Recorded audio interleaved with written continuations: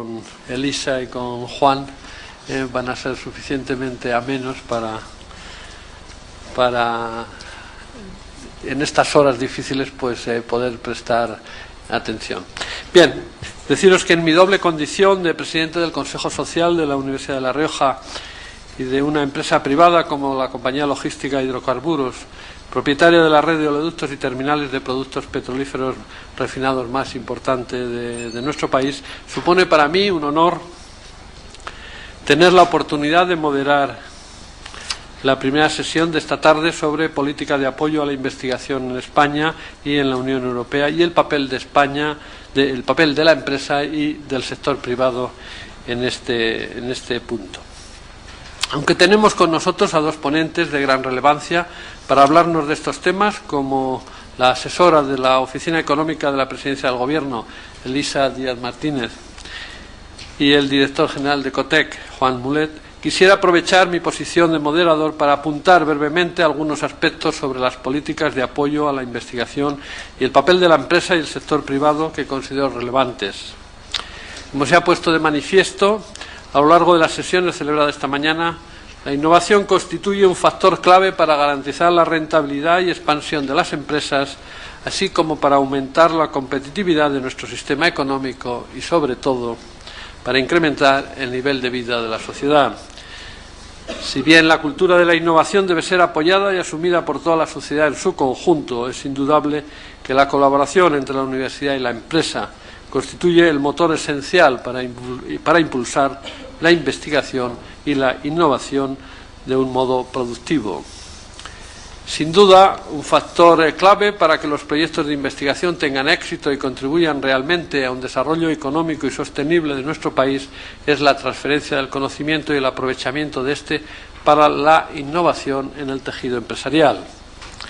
Para ello tenemos que avanzar en el desarrollo del modelo de relación universidad-empresa, ya que aunque muchas de sus líneas son coincidentes, todavía constituyen entidades sujetas a entornos normativos y funcionamiento y realidades sociales muy diferentes. Las políticas de I+D+I impulsadas desde la universidad son un factor clave para la transferencia del conocimiento a las empresas. Estas políticas deben ir acompañadas de programas nacionales e internacionales de colaboración entre universidades y empresas, creando redes de excelencia y de conocimiento como base para la integración del modelo actual en una economía globalizada. En este sentido es especialmente relevante el papel de las políticas de apoyo a la investigación que se están impulsando desde la Unión Europea y desde nuestro país, pero también otras iniciativas desde el punto de vista de la empresa, como las que está impulsando la Fundación COTEC.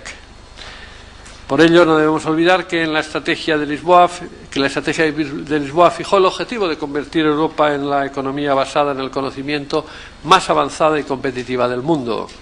Por esta razón y como continuación de las interesantes ponencias que hemos podido escuchar esta mañana, seguidamente vamos a tener la oportunidad de escuchar a Elisa Díaz Martínez, como he indicado, asesora de la Oficina Económica de la Presidencia del Gobierno, y a Juan Mulet, director general de COTEC, que nos hablarán respectivamente sobre las políticas de apoyo a la investigación en España y en la Unión Europea y el papel de la empresa y el sector privado.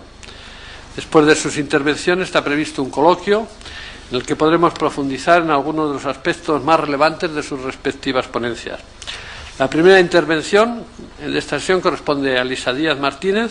Elisa Díaz es economista y máster por el Centro de Estudios Avanzados en Ciencias Sociales y doctora por la Universidad de Oxford y por el Instituto Juan March de Estudios e Investigaciones. Como ya he comentado, actualmente Elisa es asesora de la Oficina Económica de Presidencia del Gobierno en el Departamento de Sociedad del Bienestar, donde es responsable de las áreas de educación, programas internacionales de I+D+I y sanidad. Anteriormente ha sido Research Fellow en el University College de Londres y profesora en la Universidad de Oxford. Sus líneas de investigación son resultados y evaluación de políticas públicas, desigualdades en salud, salud ocupacional y comparación de sistemas sanitarios. Y ahora, sin más preámbulos, cedo la palabra a Elisa Díaz para que pueda exponer su ponencia sobre las políticas de apoyo a la investigación en España y en la Unión Europea. Elisa, adelante. Muchas gracias, José Luis. Muchas gracias a los organizadores del seminario por invitar a la Oficina Económica del Presidente del Gobierno, querer que estuviéramos hoy aquí con todos ustedes para hablar de, sin duda, el tema tan relevante como la investigación, políticas de apoyo, tanto públicas en España como en la Unión Europea. Yo me voy a centrar en esto, en intentar contar qué es lo que se ha estado haciendo en España en los últimos años desde la Administración General del Estado, y creo que la sesión se completa muy bien con lo que va a contar luego el director general de Ecotec, que va a hablar desde el ámbito privado. Voy a empezar hablando muy brevemente de cuáles son las políticas europeas de apoyo a la investigación para situarnos en lo que se está haciendo en España, y lo haré hablando de qué es lo que el Gobierno se encontró cuando en 2004, cuáles fueron los principales retos que se marcó, que se intentaron conseguir, se está intentando conseguir a través del programa Ingenio 2010. Luego intentaremos ver algunos de los resultados ya de este programa, aunque todavía es pronto, pero podemos ver todavía ya algunos resultados de algunos indicadores. Y luego les contaré lo que está siendo y lo que ha empezado a ser ya el Plan Nacional de I+D+I.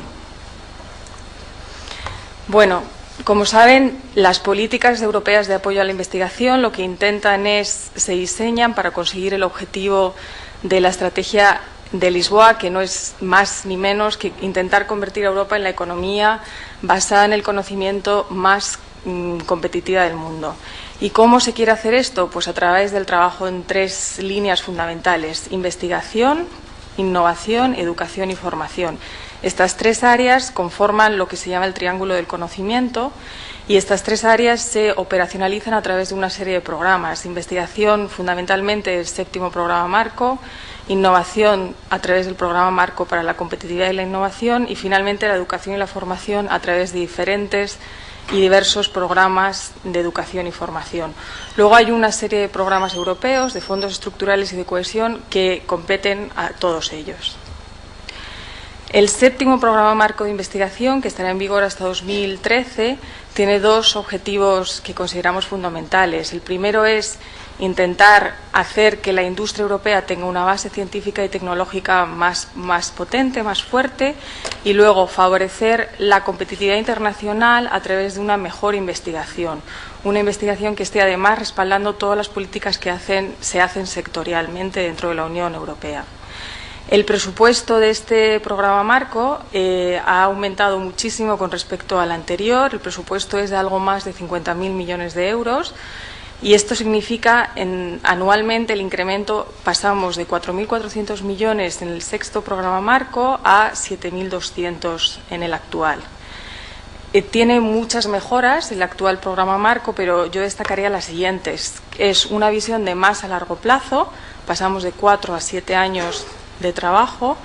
Se simplifican mucho todos los procedimientos administrativos y financieros, como decía, una mayor dotación presupuestaria, y luego se estructura mejor todo el esfuerzo en todos los programas, porque se trabaja en 4 programas específicos, que son los siguientes. El programa Cooperación, que se centra en proyectos de consorcios transnacionales entre industria y universidad, fundamentalmente. En el programa Ideas, que lo que hace es apoyar la investigación de excelencia. El programa Personas, que se centra en personas, en investigadores, para intentar facilitar su movilidad y su promoción profesional. Y finalmente el programa Capacidades, para reforzar la investigación, las capacidades de investigación de diferentes agentes. Luego tenemos el Centro Común de Investigación, que da apoyo transversalmente a estos programas y a algunas otras actuaciones, y Euratom, que lo que hace tiene una estructura algo diferente, separada, se centra en la investigación nuclear. Bien, pasando ya a hablar un poco de las políticas de apoyo a la investigación en España. ¿Cuál fue la situación en 2004? Bueno, pues la situación en 2004 y en los años anteriores, como podemos ver claramente en este gráfico, es que los recursos que España estaba dedicando a la I+D+I en relación a su Producto Interior Bruto son siempre muy inferiores a lo que le estaba dedicando la Unión Europea, la UE 15. La media son el 2%, la UE 15. España vemos que en 2004 le estaba dedicando el 1,06%. En 2005 pasa al 1,12% y en 2006 llegamos ya al 1,2% del PIB. Si vemos, el objetivo era alcanzar el 2% del PIB destinado al I+D+I en 2010. Si vemos en datos de 2004, esto no se hubiera conseguido hasta el año 2005 si hubiéramos seguido la tendencia de los años que venían desde antes, aquí tenemos en este gráfico desde el año 90. Con los datos que tenemos del año 2005, esto se hubiera conseguido en 2005, pero la situación está mejorando y con los datos últimos del último año que disponemos, 2006, este objetivo se puede conseguir en el año 2013. Para ver un poco más en detalle esta figura, nos interesa ver cuál es la proporción de esta I+D+I que está haciendo el sector privado, y vemos que también es menor que la que está haciendo la media de la UE 15, que está en el 55%. España, pero hay datos muy positivos, y es que en 2006 se rompe, vemos aquí que llegamos al 47,1% y vemos que se rompe toda la tendencia negativa que veníamos experimentando desde el año 98 y supone una subida muy relevante entre el año 2005 y el año 2006, de casi un punto porcentual. Bueno, pues ¿qué otra información disponemos? ¿Qué otra información teníamos en el año 2004 para ver cuál era la posición de España con respecto a sus homólogos, a los países miembros de la UE? Pues en los principales indicadores de sociedad de la información tampoco estábamos muy bien. En el indicador compuesto de sociedad de la información, que es una serie de indicadores que miden el acceso a estas prestaciones, a sociedad de la información, si la Unión Europea 15 la media era 100, España estaba en el 78,5.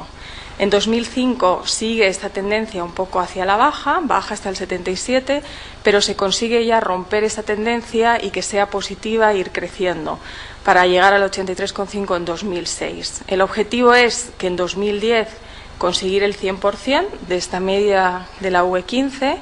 En 2007 vemos que se ha mantenido, incluso ha bajado un poco, ha bajado poco, pero ha bajado algo, son 2 céntimas, 2 puntos, 0,2. Y para intentar entender cuál es el crecimiento entre 2006 y 2007, ver dónde lo hemos hecho bien, dónde no lo hemos hecho tan bien, podemos ver el gráfico de la parte derecha, vemos que la banda ancha de hogares ha aumentado, también la de empresas, y hay que tener un especial cuidado, hacer especial hincapié en Internet, acceso a Internet a los ciudadanos y en el comercio electrónico. Bueno, pues ¿qué más veíamos en el año 2004? Veíamos cómo lo estaba haciendo España en los programas europeos, en concreto en el 6º programa marco. Pues en principio la foto podía ser positiva porque conseguíamos unos fondos superiores al 5º programa marco, en concreto un 50% más, pero no fue positiva, puesto que la participación de España cayó del 6,6% al 6%. El objetivo que también se marcó el Gobierno para el siguiente programa marco, para el 7º programa marco, era conseguir unos retornos equivalentes a nuestro peso económico en la Unión Europea, es decir, llegar hasta el 8%. O sea que hay que aumentar esa tasa desde el 6 hasta el 8%. Bueno, pues con este diagnóstico resumido, lo que el Gobierno hizo fue diseñar el Ingenio 2010, que es la estrategia que recoge todas las actuaciones de I+D+I de la Administración General del Estado, que ahora hablaré de ella en profundidad, pero bueno, se puede resumir en varias ideas. Más recursos, los recursos además mejor focalizados en una serie de programas, una mejor gestión y una mejor evaluación. El objetivo es conseguir este área verde de Ingenio 2010 para llegar al objetivo que nos marcábamos, que era el 2% del Producto Interior Bruto en 2010, para poder conseguir así los objetivos de la estrategia de Lisboa que nos hemos marcado. Bueno, pues ¿qué significa más recursos? Más recursos significa multiplicar los presupuestos por 2,6 entre el año 2004 y el año 2008. Esto significa pasar de 2.900 millones a 7.600 millones de euros. Se ve muy bien en este gráfico, y ya pensando un poco más allá, bueno, pensando ya en las perspectivas, además de este presupuesto, España lo que consiguió en las perspectivas financieras, las últimas, en las que estamos ahora, 2007-2013, fue un fondo adicional de 2.000 millones de euros para dedicarlo a actividades de investigación y desarrollo. Ingenio 2010 realmente significa un cambio de filosofía de todo lo que se estaba haciendo en política científica y tecnológica hasta ahora. política centrada en individuos a centrada en grupos, redes y centros. Se pasa de financiar proyectos específicos a grandes líneas de investigación, de proyectos con escasa duración a proyectos de larga duración, de proyectos de gran tamaño de alcance y además de proyectos que se evalúan antes de que ocurran, cuando están ocurriendo y después, una vez finalizados. Ingenio se forma o lo constituye una serie de programas, programa CENIT, Consolider, el Plan Avanza y Euroingenio, que a su vez tienen una serie de actuaciones que se diseñan para conseguir cada uno de los objetivos de estos 4 programas que les comentaré ahora. Los proyectos CENIT son grandes proyectos de investigación público-privada con una duración mínima de 4 años, con un presupuesto muy alto de entre 20 y 40 millones. Destaca que hay una financiación del sector privado que supone el 50% y que además el 50% de la financiación pública se tiene que destinar a los organismos públicos de investigación. Desde que se puso en marcha ha habido ya 3 convocatorias, se han financiado cerca de 50 proyectos que han supuesto una movilización de casi 1.300 millones de euros, que han involucrado a más de 600 empresas y más de 700 grupos de investigación. Por áreas temáticas vemos que son fundamentalmente medio ambiente, energía, movilidad, materiales, biomedicina y TIC, aunque vemos que está muy repartido. Bueno, pues dentro del programa CENIT nos encontramos con Neotec Capital Riesgo, que es un fondo de fondos y coinversión en empresas tecnológicas. Este fondo tiene una dotación de 183 millones de euros y ya se han comprometido 20 millones y esto ha supuesto apalancar recursos privados de 20 millones de euros también. El programa Torres Quevedo, como saben, lo que hace es financiar la contratación en empresas de tecnólogos y de doctores para ayudar a conseguir que se aumente la investigación en el sector privado, en la empresa. Lo que se ha hecho ha sido intentar mejorar este programa, haciendo evaluación de cómo está funcionando y ver qué es lo que se podía mejorar. No se solicitan avales para pagos anticipados, se permite que asociaciones sectoriales pidan Torres Quevedo también y además se liga a los profit. Tiene una valoración positiva tener un Torres Quevedo a la hora de tener un profit. Bueno, pues los proyectos Consolider, como decía, son proyectos que tienen una financiación muy larga, de 5 o 6 años, y también son de gran tamaño, de 1 o 2 millones de euros. Ha habido 2 convocatorias desde que se puso en marcha en 2006 y además la segunda convocatoria lo que hace es doblar los recursos que se dieron en la primera convocatoria. Se han adjudicado ya 44 proyectos y están agrupando a 3.000 investigadores, involucrando a casi 500 grupos de investigación. Tenemos aquí la distribución por áreas, vemos que es también fundamentalmente física, agricultura, pero bueno, está bastante repartida. Y en la distribución por comunidades autónomas destacan Madrid, Cataluña, Comunidad Valenciana y Andalucía. ¿Qué son los proyectos CIBER? Bueno, pues lo que intentan es conseguir una investigación de excelencia en la biomedicina y en las ciencias de la salud para apoyar toda la investigación que se está haciendo ya en el Sistema Nacional de Salud.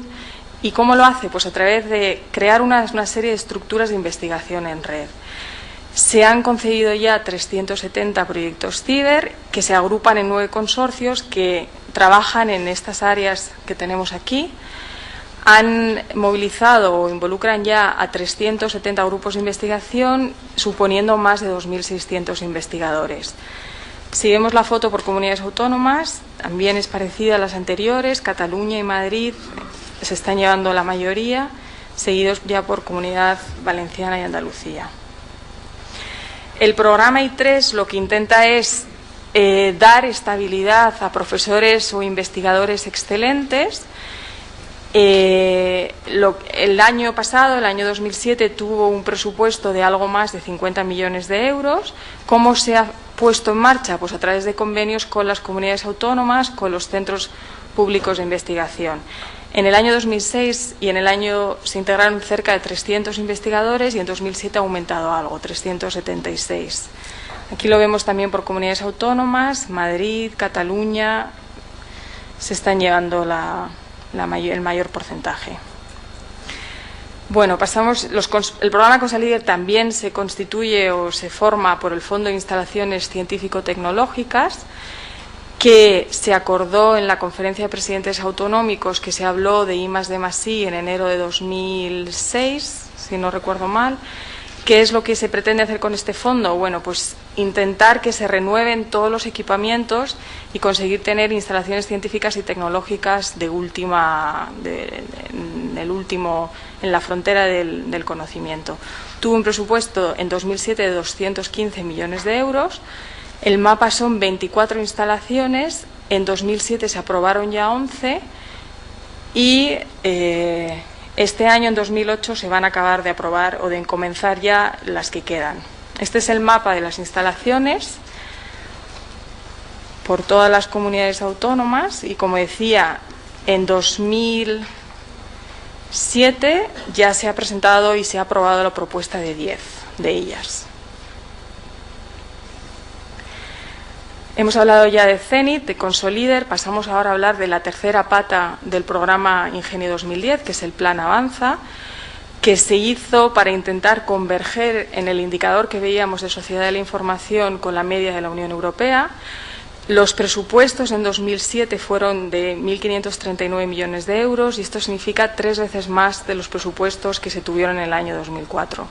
Además, para lo que queda, desde 2006 a 2008 y los 2 primeros años de esta legislatura, lo que se quiere es que este presupuesto aumente hasta llegar a los 5.700 millones. Es un programa complejo con muchas actuaciones, difícil de destacar las más importantes, pero bueno, podemos destacar las siguientes. El préstamo tecnológico y hogares, que ha beneficiado ya cerca de 76.000 familias y 38.000 pymes. Telecentros, Internet en el aula, que ha facilitado el acceso a más de 20.000 centros a un sistema totalmente informatizado, acceso educación a través de los PCs, extensión de la banda ancha a cerca ya de 6 millones de personas en el mundo rural, sanidad en red, facilitando mucho la tarjeta electrónica, citas por Internet y demás, y finalmente la puesta en marcha del DNI electrónico. Y ya la cuarta pata de Ingenio 2010 la compone la vertiente internacional, que se operacionaliza a través del programa Euroingenio, cuyo objetivo era conseguir que España consiguiera en el actual programa marco retornos que sean iguales a nuestro peso económico. Si esto es así, supondrá que conseguiremos de esos 50.000 millones de presupuesto unos 4.000 millones de euros dedicados a investigación en este país. El programa Euroingenio son fundamentalmente 4 líneas y el Fondo Euroingenio. Las 4 líneas se diseñaron cuidadosamente durante reuniones con todos los agentes implicados. Eurociencia, todas ellas lo que intentan es recompensar y dar fondos adicionales a aquellos que consiguen unos fondos superiores a unos objetivos que se marcan en este programa marco. Se hace una evaluación anual. Eurociencia trabaja con centros públicos de investigación, InnoEuropa con centros tecnológicos y agrupaciones de empresas. Eurosalud lo que hace es financiar a centros del Sistema Nacional de Salud que quieren que investigadores, que clínicos se dediquen a tiempo completo a la investigación, y TecnoEuropa lo que hace es facilitar servicios de asesoría a través de servicios tecnológicos de expertos internacionales, además de crear una serie de oficinas de proyectos europeos que circulen y faciliten toda la información de proyectos europeos a los agentes españoles. En 2007 estas 4 líneas tuvieron un presupuesto de cerca de 16 millones de euros y luego el programa Euroingenio se completa con el Fondo Euroingenio, que son 450 millones de euros para todas las comunidades autónomas, para aquellas que aumenten su retorno también del 7º programa marco. Cuando se diseñó Euroingenio, lo que se hizo fue ver en qué áreas lo estábamos haciendo bien, y en cuáles regular y en cuáles no muy bien. Y aquí vemos que las áreas en las que estábamos consiguiendo un presupuesto mayor, lo vemos en el eje de abajo de las X, veíamos que eran aquellas las que tenían un mayor presupuesto en la Unión Europea, eran las que teníamos un retorno menor para España.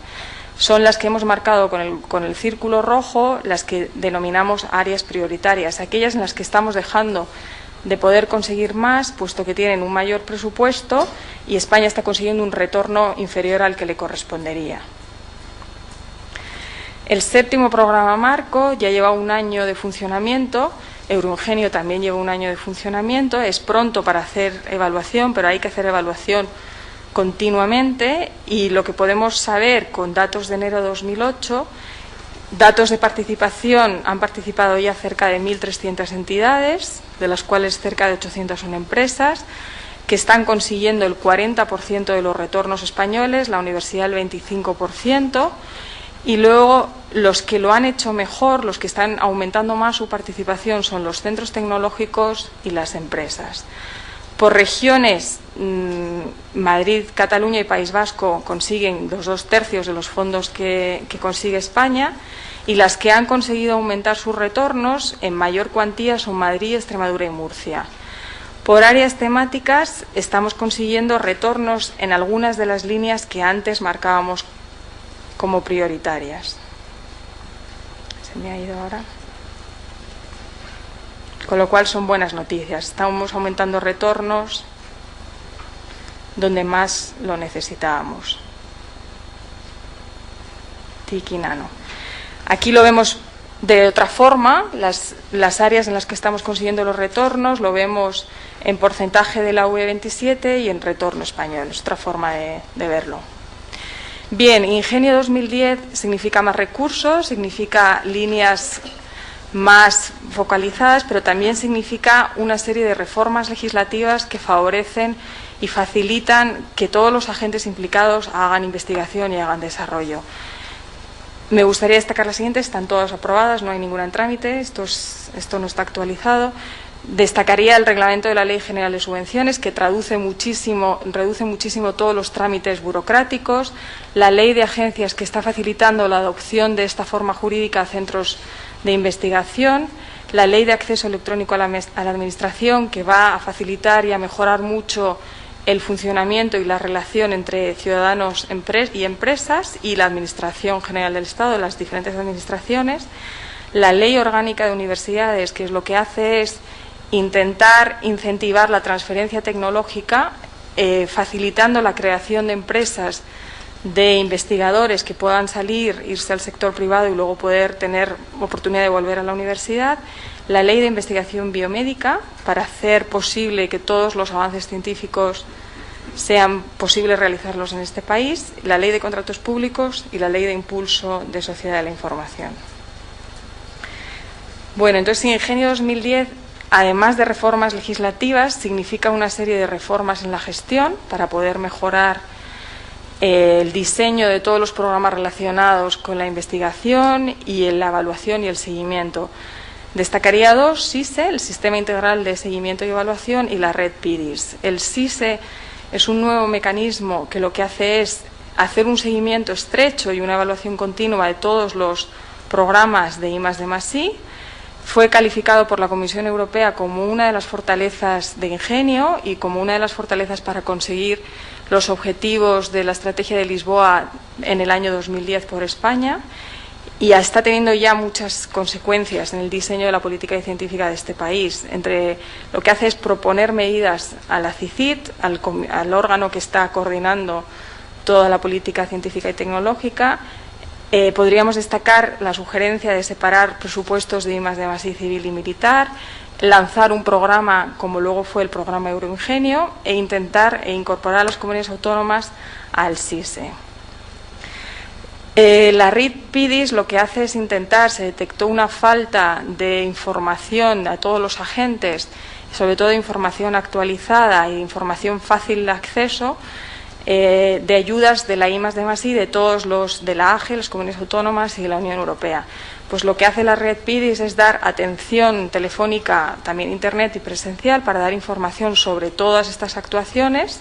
Se han desarrollado ya un montón de puntos de información a lo largo de toda la geografía nacional y se han atendido 1.600 solicitudes telemáticas. Bueno, pues Ingenio 2010 comenzó, como decía, su andadura en el año 2005. Es difícil ver sus efectos, pero podemos ver ya qué ha pasado con algunos indicadores. Hablábamos de la inversión en I+D, veíamos que en el año 2006 esta inversión estábamos ya en el 1,2% del PIB. Esto es difícil imaginarse qué significa, por eso es bueno compararlo con qué estaba pasando antes. Y lo que vemos es que con respecto a 2005 significa un incremento de 8 puntos básicos, y este es el mayor crecimiento en los últimos 15 años. También teníamos, como decía, buenas noticias en la I+D empresarial, y es que vemos un cambio de tendencia en los últimos, desde el año 98, y alcanza ya el 0,67% del PIB, que significa el 47%, acercándonos ya al objetivo del 55%, aunque todavía estamos lejos de conseguirlo. ¿Qué ha pasado con el comercio electrónico? Pues aquí vemos dos fotos fijas. En 2004 España estaba muy por debajo de la media de la UE15 y además estábamos por detrás de Grecia, Italia y Portugal. En el año 2007 seguimos lejos de la media, pero ya estamos más cerca y hemos adelantado a estos tres países.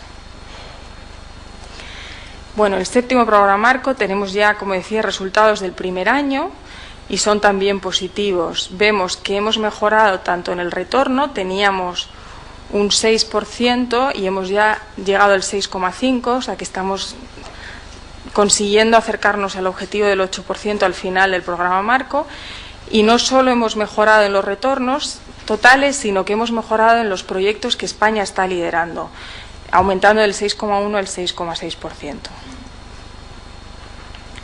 Bueno, pues estos son unos pocos indicadores que nos están mostrando que hay buenas noticias, aunque los objetivos son todavía muy ambiciosos, y estos objetivos se recogen en el Plan Nacional 2008-2011, que lo que hace es recoger el testigo de Ingenio 2010, recoge las actuaciones de Ingenio 2010 y amplía, tiene nuevas actuaciones.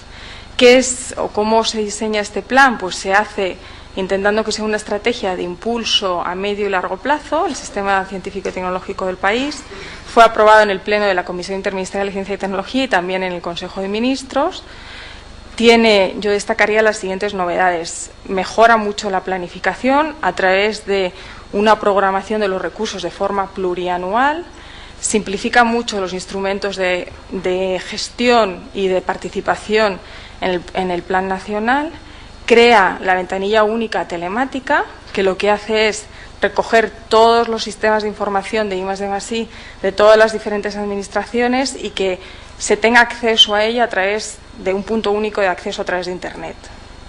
Y además se sacan 5 áreas estratégicas: salud, biotecnología, cambio climático y energía, telecomunicaciones, sociedad de la información, nuevos procesos de producción, nuevos materiales nano y nanociencia, que, como veíamos, eran muchas de las áreas prioritarias que marcábamos cuando hacíamos una evaluación del sexto programa marco y de qué tal lo estaba haciendo España. Como decía, el nuevo plan lo que hace es sigue trabajando con toda la filosofía que impulsó Ingenio 2010, que son más recursos, focalización de esos recursos, simplificar mucho la forma de gestionarlos y todos los instrumentos que se ponen a cabo para llevar a cabo el plan nacional. El plan más recursos significa una planificación, como decía, presupuestaria hasta el final ya del plan, y se sabe que se va a aumentar al menos un 16% los presupuestos cada año, con lo cual pasaremos de los 18.000 del último plan a los 38.000 del actual plan. Continuamos con la filosofía de Ingenio de centrarnos en grupos, redes y centros, en grandes líneas de investigación, en proyectos de larga duración, tamaño y alcance, y en una evaluación continua de estos proyectos. Mantenemos los proyectos de Ingenio, Zenit, Ciber, Consolider y demás, y además aparecen nuevas actuaciones, y lo que se quiere es que el impacto de todas estas actuaciones aumente, aumentando el tamaño de estas iniciativas. No se quiere que se diluyan, sino que sean programas de cierta envergadura, que tengan además mantenimiento a lo largo del tiempo. Como aumentan mucho los recursos, hay que mejorar mucho la gestión para poder hacer una gestión más eficiente de los mismos. Y esto se hace reduciendo mucho el número de convocatorias anuales. Hasta ahora teníamos más de 100 convocatorias, que además las lanzaban diferentes unidades gestoras de la Administración General del Estado, cada una de ellas con un formulario prácticamente de esa convocatoria, con diferentes aplicaciones informáticas. Esto hacía que fuera bastante complicado entender qué es lo que había en marcha y cómo acceder a ello. Lo que el plan hace es agrupar todas estas actuaciones en solo 6 líneas instrumentales que se organizan en 13 convocatorias y en 5 acciones estratégicas. Y como decía, pasamos de más de 100 a solo 20 convocatorias anuales. Estas son las 6 líneas instrumentales y estos son las 13 convocatorias. Líneas instrumentales, recursos humanos, todo tiene que ir dentro de estas 6 líneas instrumentales. Proyectos de I+D+I, proyectos para fortalecimiento institucional, las infraestructuras, utilización del conocimiento y transferencia tecnológica y finalmente la internacionalización del sistema.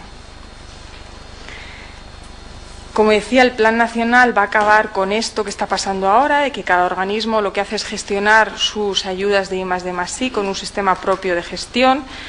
Hay convocatorias realizadas por 36 organismos gestores de 9 ministerios diferentes. Ya solo entender qué es lo que está pasando supuso un gran trabajo para intentar ver cómo se podía agrupar y racionalizar todo este sistema. La ventanilla única lo que va a hacer es eso, tener un acceso único a todo ello a través de Internet. Uno va a poder solicitar todo, va a poder hacer un seguimiento de por dónde van sus solicitudes, su evaluación, hacer pagos, todo. La ventanilla única está siguiendo recomendaciones de la Unión Europea y va a estar en marcha a finales de este año. Va a haber un programa piloto que estará en marcha, sus primeros resultados antes del verano. Esto significa que en 2009 todas las convocatorias se van a gestionar a través de esta ventanilla única.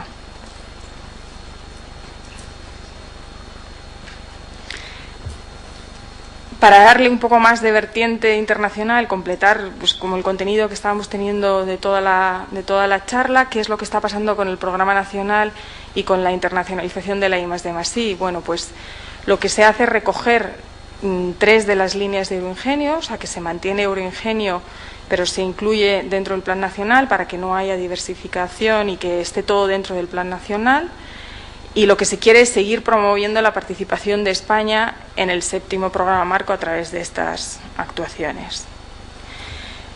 Y ahora en lo que se está trabajando actualmente es ya pensando en un futuro, qué es lo que va a pasar en el marco de la negociación de las próximas perspectivas financieras. Como saben, acaban ya en 2013. Hay que pensar, para conseguir que España haga un buen papel y tenga unos buenos recursos en estas perspectivas financieras, ver dónde va a estar España cuando se negocien, es decir, ver dónde va a estar 2013-2015. Entendemos que vamos a estar por encima de la media europea en materia de ciencia y tecnología en muchos indicadores y que además la renta per cápita de gran parte de las regiones españolas va a estar por encima de la media europea.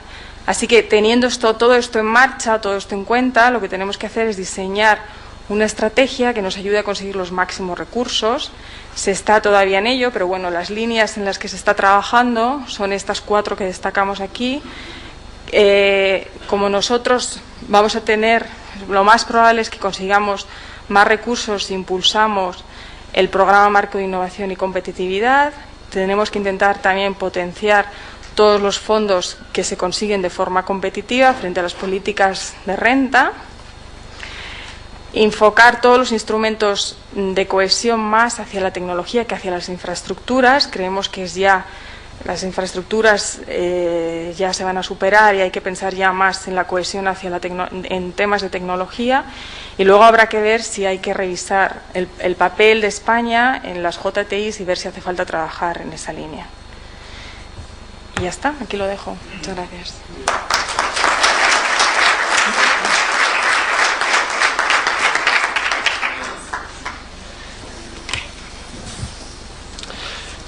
Muy bien, muchas gracias, Elisa, por esta brillante presentación que seguramente suscitará algunas cuestiones interesantes durante el debate.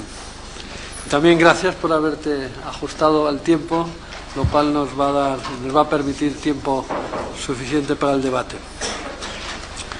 Como había comentado, ahora es el turno de Juan Mulet, doctor ingeniero en telecomunicación y MBA, actualmente es director general de Cotec.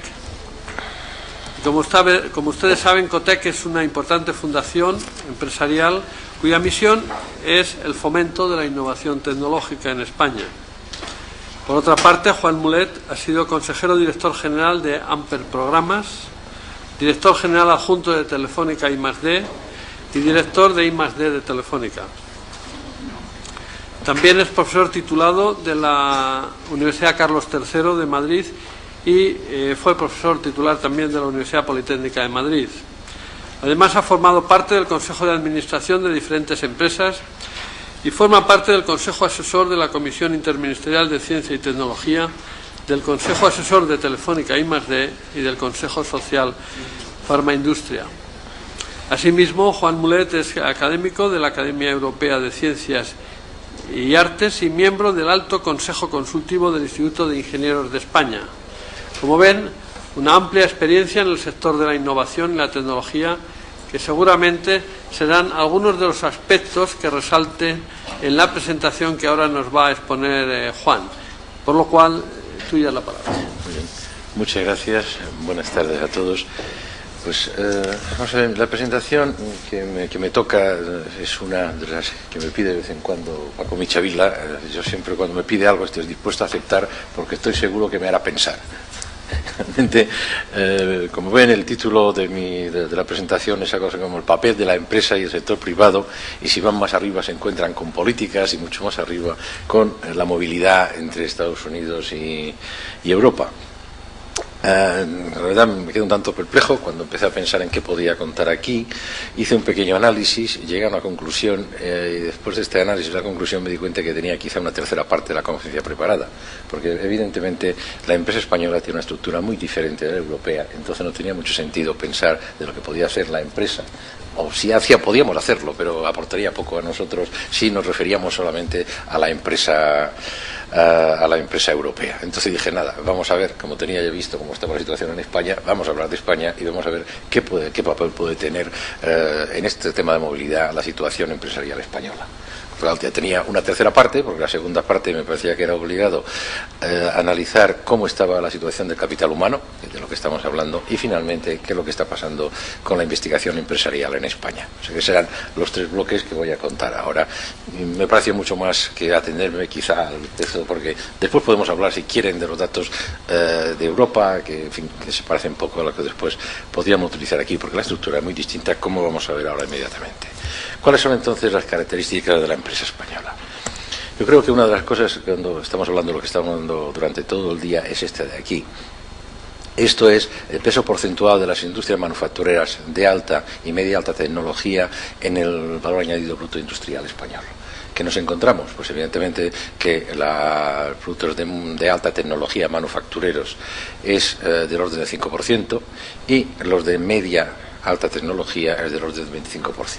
Son cifras muy por debajo de las que son habituales en la Europa del Norte. La Europa del Sur es otra cosa, un mundo diferente, y esto nos va a condicionar todo lo que vamos a decir a continuación. Nuestras empresas, pues evidentemente, tienen menos necesidad de investigadores, menos necesidad de investigación.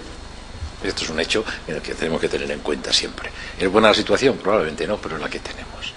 Si había más diferencias, por ejemplo, aquí tienen el porcentaje de exportaciones de alta tecnología respecto a la media europea. El 100% en su izquierda sería la posición de la U de los 27. Entonces ya ven lo que representa el porcentaje de exportación de tecnología en España, y después la posición relativa.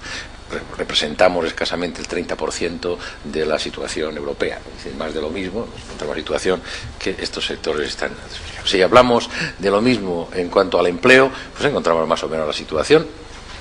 Y eso se refiere a los productos manufactureros de alta tecnología, donde nos encontramos, en ese caso, en el orden del 60% en cuanto de empleo, lo cual probablemente dice que somos menos productivos que el resto de Europa.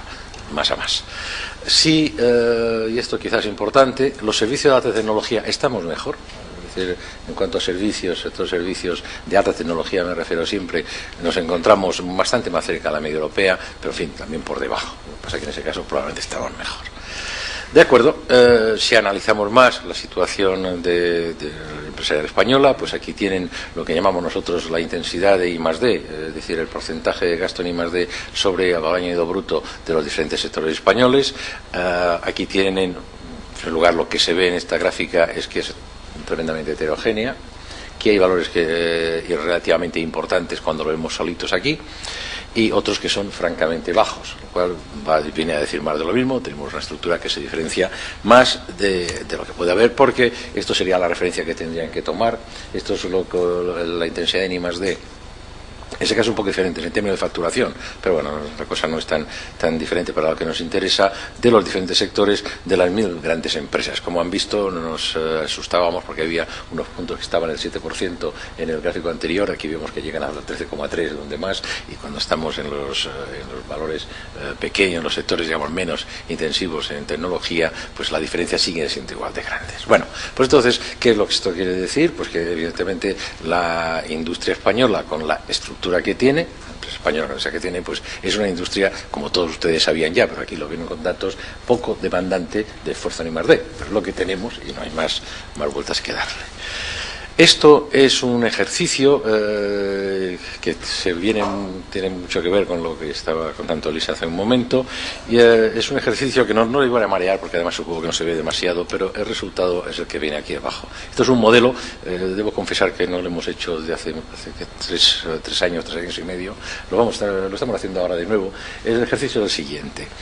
Esto vino por lo del famoso 3% que ya ha salido. Nos preguntábamos qué pasaría en España si fuéramos tan aplicados como estos países que de por ahí fuera que quieren llegar al 3%. Entonces, el estudio que hicimos fue buscar una economía media, que es precisamente lo del G6, que todos ustedes saben lo que son, los países más desarrollados, y entonces dijimos, vamos a ver, supongamos que con nuestra estructura productiva somos igual de aplicados que los del G6. Eso quería decir que si multiplicábamos la facturación por la intensidad que tenían ellos, nos daría una determinada cifra, y hicimos el procedimiento inverso. Entonces, lo que sale después de hacer todo esto, y lo entenderán enseguida, es que empezando por abajo, el gasto en España con un esfuerzo del G6 debería suponer un 1,1% del valor añadido bruto. Es decir, si aquí fuéramos tan listos y tan aplicaditos como son los países del G6, nosotros seríamos capaces de dedicar a I+D del orden del 1,1%. Pero resulta que los países del G6 gastan el 1,5%. ¿Qué es lo que esto quiere decir? Quiere decir básicamente que sí, que hay mucho que hacer porque tenemos medio punto de vacancia, pero tenemos otro medio punto de estructura. Y esto es lo que hemos resumido a lo anterior. Por lo tanto, bueno, esto es lo que hay aquí. Esto quiere decir que si pensamos ser como estas economías avanzadas, tenemos que tener un profundo cambio de los sectores industriales que tenemos. ¿Es esto bueno o malo? Esto es una cosa que dejo quizá a otros más expertos, porque a lo mejor si presionamos por este camino lo que nos hacemos es alejarnos de la realidad. A lo mejor los sectores de servicio tienen que seguir siendo más importantes aquí. Por ejemplo, les voy a decir que en este modelo se ve que los sectores de servicios españoles utilizan más tecnología que los sectores de servicios normales de muchos países europeos. Nuestro sector turístico, nuestro sector bancario, pues es mucho más intensivo en el uso de tecnología. Por lo tanto, empezar a manejar extrapolaciones de si el 3%, 2%, hay que tomárselo con calma y saber exactamente lo que significa. Pero de todas maneras, estas son las realidades que tenemos. Otra cosa que también es interesante y que probablemente no se saca mucho, pero vamos más o menos en la misma línea, es la siguiente. Esto es una gráfica donde tenemos el gasto en I+D en tanto por ciento del Producto Interior Bruto y las patentes triádicas por millón de habitantes. Las patentes triádicas, algunos de ustedes no sabrán lo que es eso, pero lo van a entender enseguida, son las patentes que están simultáneamente protegidas en los tres grandes bloques, Estados Unidos, Japón y Europa. Eso quiere decir que una patente triádica vale la pena. Una patente siempre la duda es decir, bueno, vale la pena, es una especie de cuento, es una manía, es no sé qué. Las triádicas, que cuestan un dineral, pues patentes que valen la pena. ¿Dónde está España en la cuestión de las patentes triádicas? Pues exactamente donde nos toca, lo ven, está sorprendentemente sobre la recta de regresión. ¿Esto qué quiere decir? Pues quiere decir que probablemente si queremos más patentes triádicas tenemos que hacer más gasto en I+D. Y hay otra gráfica que no he traído aquí, porque quizá no era el sitio, pero si se molestan en poner, por ejemplo, las publicaciones de alto nivel de impacto y las patentes triádicas, estamos exactamente en el mismo sitio. Es decir, que si lo que queremos son más patentes triádicas, más capacidad de producción, pues lo que tenemos que tener es más gasto ni más de, y quizá más producción científica de calidad. O sea, yo creo que son dos conclusiones que están claras y son enseñantes en todo eso. Bueno, pues esto es, hecho este ejercicio, ustedes comprenderán que yo ya no me preocupé más de si tenía que hablar de Europa, tenía que hablar de España. Dije, vamos a hablar de España, que es donde nos encontramos, y con eso, en este análisis, tuve la tercera parte de la presentación hecha. Vamos ahora a hablar, porque bueno, ¿y qué pasa con el capital humano que tenemos aquí en España? Pues me encontré con lo siguiente. En fin, esto es el gasto público en educación en porcentaje del PIB. Ven dónde está España. Pues no estamos mal, podríamos estar mucho mejor. Esta mañana he oído que, que en cuanto a gasto universitario, pues estamos peor. Pero en fin, esto es el gasto total, donde viene. Por lo tanto, bueno, estamos en una situación que no hacemos un papel muy malo. Estamos más bajitos y toda esa historia, pero lo que tenemos podemos encontrar que nos encontramos. Lo que sí es curioso cuando miramos el capital humano es que tenemos una estructura de nuestro capital, para lo que a nosotros nos preocupa, algo preocupante. Y es la que viene aquí, se lo cuento en un momento. En España, que es la segunda cerca del eje de las IES, nos encontramos que tenemos más verde que nadie, lo cual quiere decir que tenemos más personas con nivel máximo de educación primaria. Curiosamente, por la parte de arriba somos de los más elegantes, puesto que tenemos más que nadie titulación superior. Y entonces nos encontramos con algo preocupante, por lo que estamos hablando esta tarde, y es que tenemos bastante menos gente que nadie, porque al final tiene que sumar 100, en los niveles de formación máxima media. ¿Esto qué quiere decir? Pues probablemente que muchos de los universitarios que tenemos están haciendo trabajos de personal medio. Esto quiere decir que precisamente cuando estamos hablando de innovación, sobre todo innovación incremental, donde esto no se nota más, donde falta habilidades y capacidades para poder trabajar en innovación incremental, son normalmente las personas de formación media. Es decir, aquí tenemos un problema en cuanto a educación clarísimo, tenemos que aumentar pues este nivel medio formado. Ese nivel medio, estoy hablando de formación profesional, en este momento se va arreglando, pero estamos mal en todos estos sentidos. Bien, entonces esto quiere decir que probablemente tenemos mucho universitario, probablemente lo tenemos mal ocupado y probablemente incluso perturbando en cuanto a las innovaciones incrementales, que es donde lo que necesitamos es más habilidad que quizá que conocimiento. Esta es otra historia. Bien, sin embargo, cuando vemos los profesionales y técnicos con educación superior ocupados en ciencia y tecnología, en el porcentaje de la población activa, en la zona más activa de 25 a 64 años, pues tampoco nos encontramos mal y nos encontramos con un dato muy bueno, y es que vamos mejorando. Del 95 al 2006 esto va funcionando, y además de una manera significativa cuando lo ven respecto a los países. O sea que, bueno, esto va en este sentido, quizá los tenemos más colocados, como ya hemos visto antes, pero esto funciona en buena parte.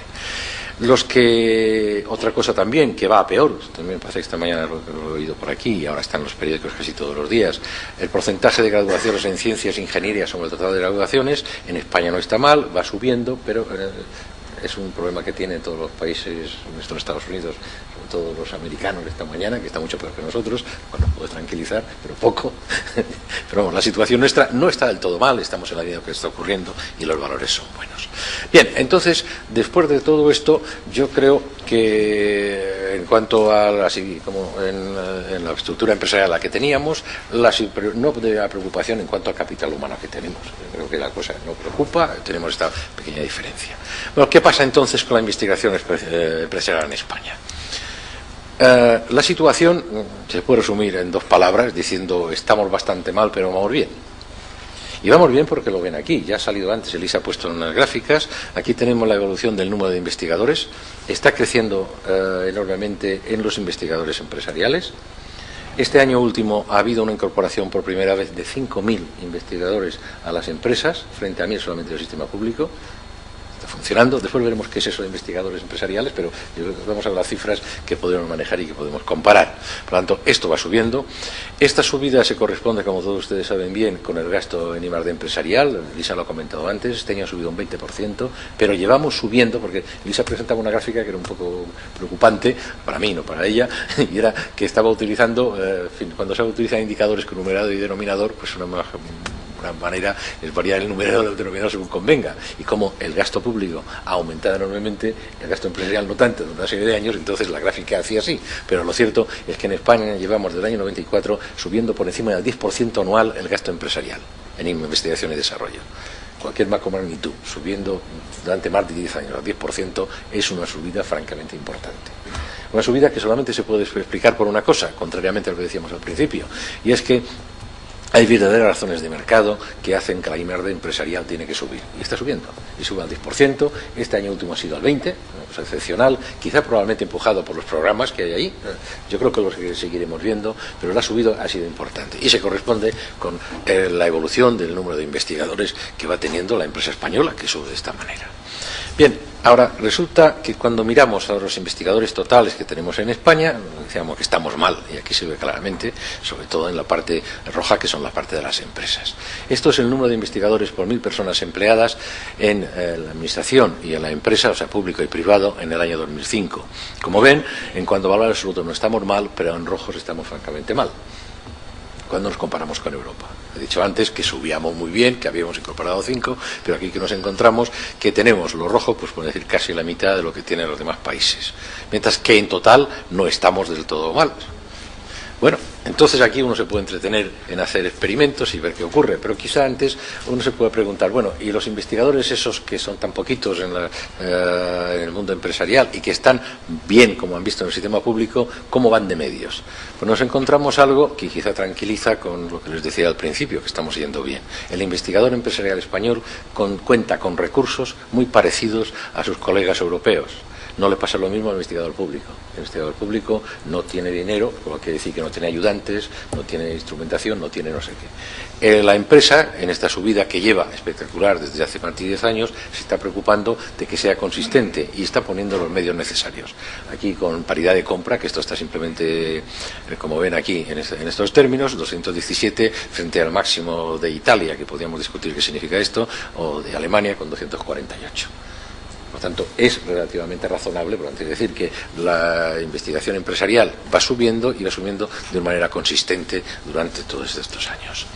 Bueno, un ejercicio que se puede hacer es ver cómo esta situación que tenemos se puede ir arreglando. Esto es un modelo tanto de estos, de ver cómo llegamos a la situación que parecía interesante, esa que veíamos antes de la media europea, en el año 2015.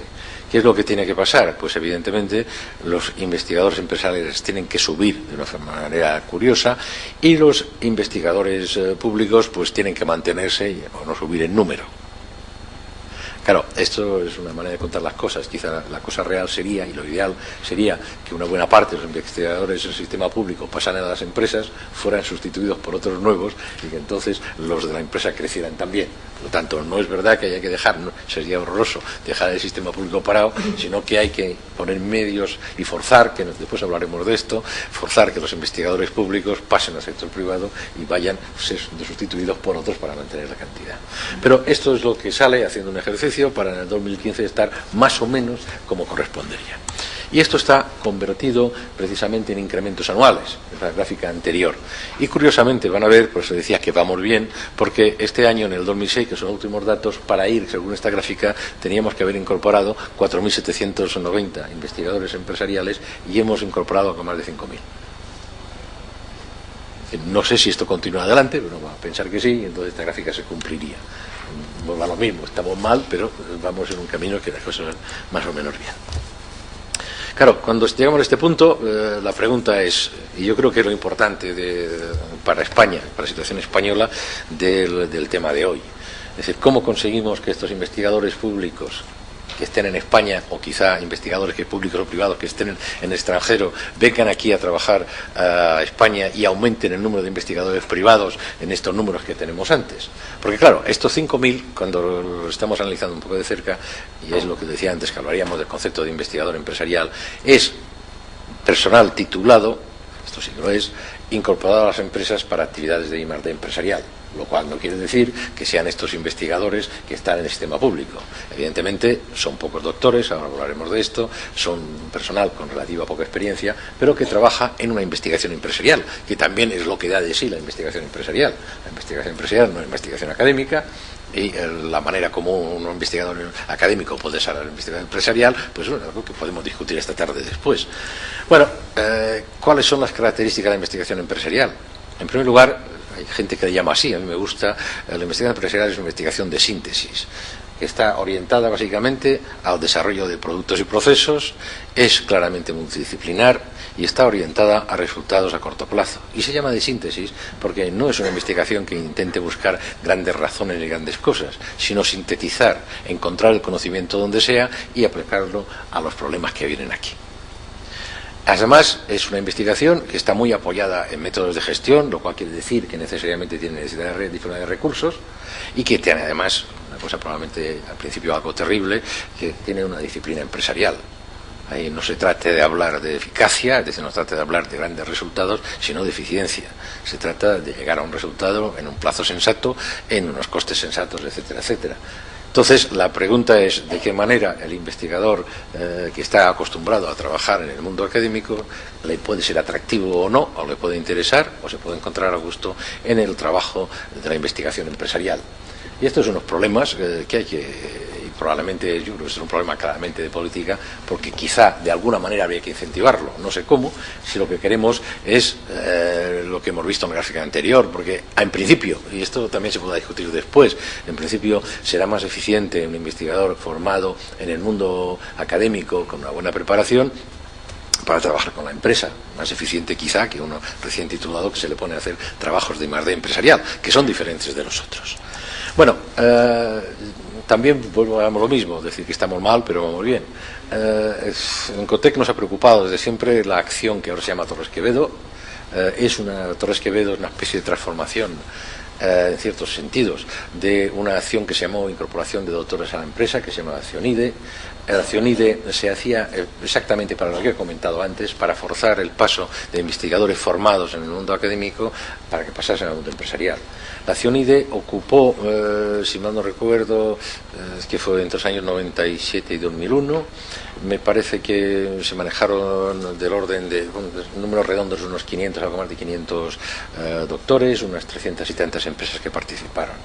En Cotec nos preocupó esto y tenemos un trabajo que si alguien está interesado lo puedo bajar de la red o se lo puedo dar, a que hemos perseguido a estos 500 doctores, hemos sabido qué hacen y hemos sabido lo que pensaban las empresas de este experimento. Y creo que viene muy a cuento aquí por lo que estábamos hablando, porque como pueden ver en esta gráfica, en la situación de los doctores 3 años después de finalizar el programa.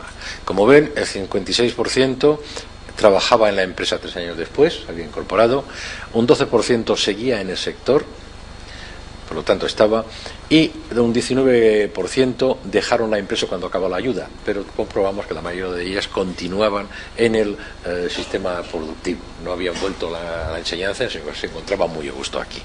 La encuesta también, aunque no he traído datos aquí, demostraba claramente que su situación económica era claramente mejor que la que tenían sus colegas que se habían quedado en el mundo universitario y que ellos se encontraban muy satisfechos con esto. Por lo tanto, quiere decir que del lado de los doctores pues no les pasó nada, porque cuando decidieron pasar al mundo empresarial se encontraban a gusto, habían hecho la carrera y estaban totalmente felices. Me parece que es algo, no sé si un 6%, quizá menos, eran los que en algún momento habían tenido problemas. Por lo tanto, en ese sentido, este experimento es posible. Tenemos datos totalmente, vamos, yo creo que muy fiables. Esto, perseguimos a los 500, es decir, hablamos con todos ellos y supongamos lo que dijeron y nos confirmó. Y después, cuando hicimos la encuesta también a las empresas, nos encontramos que a las empresas también les encantó. Y las empresas pues fueron 300 y tantas, por lo tanto una muestra relativamente significativa de todos los sectores. Había casos incluso espectaculares de algo que en aquellos momentos, confieso que cuando empezamos a analizar eso no lo entendíamos, ahora lo entendemos muy bien, pero había algunos doctores que perseguimos expresamente, que eran doctores de letras y que estaban trabajando en empresas y que estaban haciendo buena carrera. En fin, uno de ellos se dedicaba a planificación de turismo histórico, otro se dedicaba a patrimonio. Entonces, gente que había encontrado con su capacidad que tenía una adaptación perfecta al mundo empresarial. La Accionide inicialmente no obligaba a las empresas a que les dedicaran a actividades de I+D. La mayoría lo hicieron, pero se dedicaban simplemente a actividades de innovación.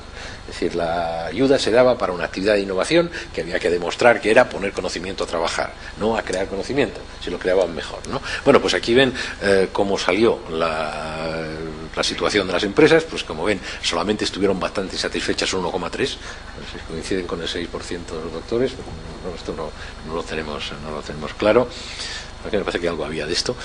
Y los muy satisfechos también un 1,3%, en cantidades ridículas, por lo tanto que pueda deberse a millones de circunstancias. Entonces, conclusión de todo lo que he contado. En primer lugar, que el sistema productivo español es el que tenemos, es un sistema productivo que debe evolucionar. Yo creo que evoluciona, por una parte, con más peso de los servicios, que los servicios necesitan cada día más tecnología y los sectores de servicios españoles lo están entendiendo, tanto los que son más emblemáticos nuestros, que son el sector bancario y el sector de turismo, están claramente convencidos con acciones de incorporación de tecnología por todos lados. Aquí hay un punto que a lo mejor se podría desarrollar más, que yo creo que vamos a notar en España, quizá más que en otros países, la necesidad de una investigación aplicada procedente de las ciencias humanas y socioeconómicas. Yo creo que es una asignatura que el mundo en general va a tener y nosotros en España, por nuestra estructura económica, lo vamos a sufrir más. Y yo creo que esto es un gran problema que tiene el mundo académico, es decir, convencer a los que hacen psicología, sociología, y quizás no sean los más difíciles, a los que hacen historia, que pueden hacer investigación aplicada, y cuando hablo de investigación aplicada es la creación de tecnología, es decir, creación de técnicas, de maneras de hacer cosas útiles que están basadas en el conocimiento científico del tipo que sea.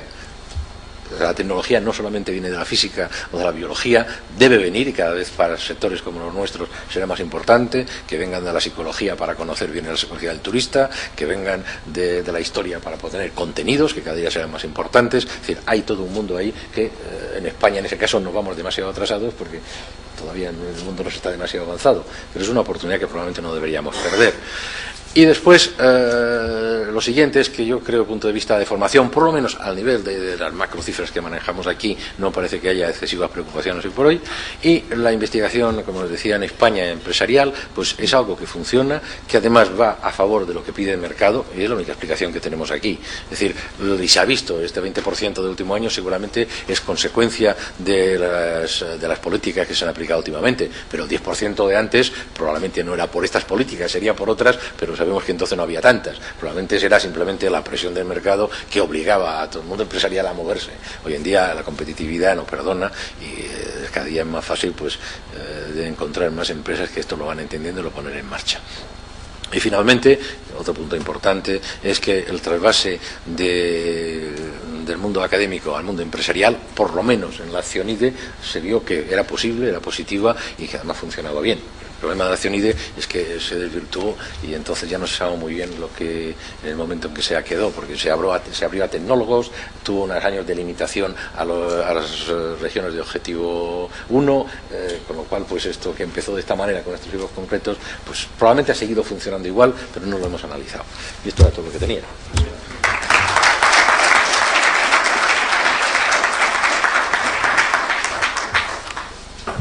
Nos quedamos. Bien, sí, sí.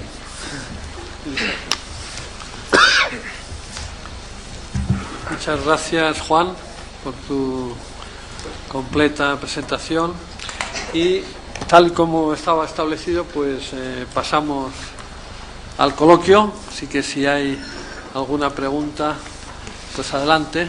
Y mientras se preparan estas preguntas, sí que le quería yo hacer una a Juan, porque Elisa nos ha dado una perspectiva, una proyección muy clara de España en el año 2015, y nos dice que ya ve que en el año 2015 España en materia de ciencia y tecnología vamos a estar pues por encima de la media europea, que es de alguna forma lo que nos puede corresponder con nuestra renta per cápita al menos, Entonces yo le preguntaría a Juan, desde su atalaya, ¿cuál es su visión? ¿Cómo estará España en el año 2015 en ciencia y tecnología? Bueno, vamos a ver, esto de profeta me gusta más hacer historia, pero de profecías. Pero vamos, yo creo que la línea en la que estamos en este momento, yo creo que está claro que esto va en el buen sentido. Es decir, que en el 2015 estemos, que no sé, con el mismo número de empresas de biotecnología que pueda tener Inglaterra, pues probablemente no. Es En el 2015 yo creo que sí me gustaría tener unos servicios que sí aprovecharan el conocimiento científico para hacer dinero. Y esto, por el camino que vamos, es muy posible que sí. Es decir, lo ideal sería que en el 2015 aquí tuviéramos los sectores en los que somos fuertes, pues realmente competitivos. La banca probablemente lo seguirá siendo, además está haciendo esfuerzos en este sentido. El sector turismo lo estamos viendo cada vez moviéndose, con mucho despiste, como es lógico, porque no hay que olvidar que y yo digo despiste, pero para todos. Es decir, los que tenemos el primer despiste somos los que estamos acostumbrados a entender de estas cosas, porque resulta que de lo que se hace en el sector de servicios no entendemos. El sector de servicios es un sector que no utiliza casi nunca conocimiento creado fuera de él. El conocimiento, la innovación en servicios se va haciendo a medida que se va haciendo. Si el puesto de trabajo donde se va creando el conocimiento se pone en marcha. Parece intuitivo que pueden ser capaces de importar, como ha hecho la banca en muchas ocasiones, conocimiento de otros sectores, pero este mecanismo no lo tenemos demasiado claro. Entonces, yo creo que no hay ningún sentido, ninguna duda tampoco, de que la parte, digamos, estrictamente de ciencia y tecnología, es decir, la parte académica, podríamos decir, es posible que se llegue a unas situaciones muy parecidas, o en algunos casos incluso mejores que las europeas. En la parte empresarial creo que dependerá de cómo sea capaz la estructura de nuestro tejido productivo, de nuestro valor añadido bruto, haya evolucionado, y esto es lo que mandará en esto.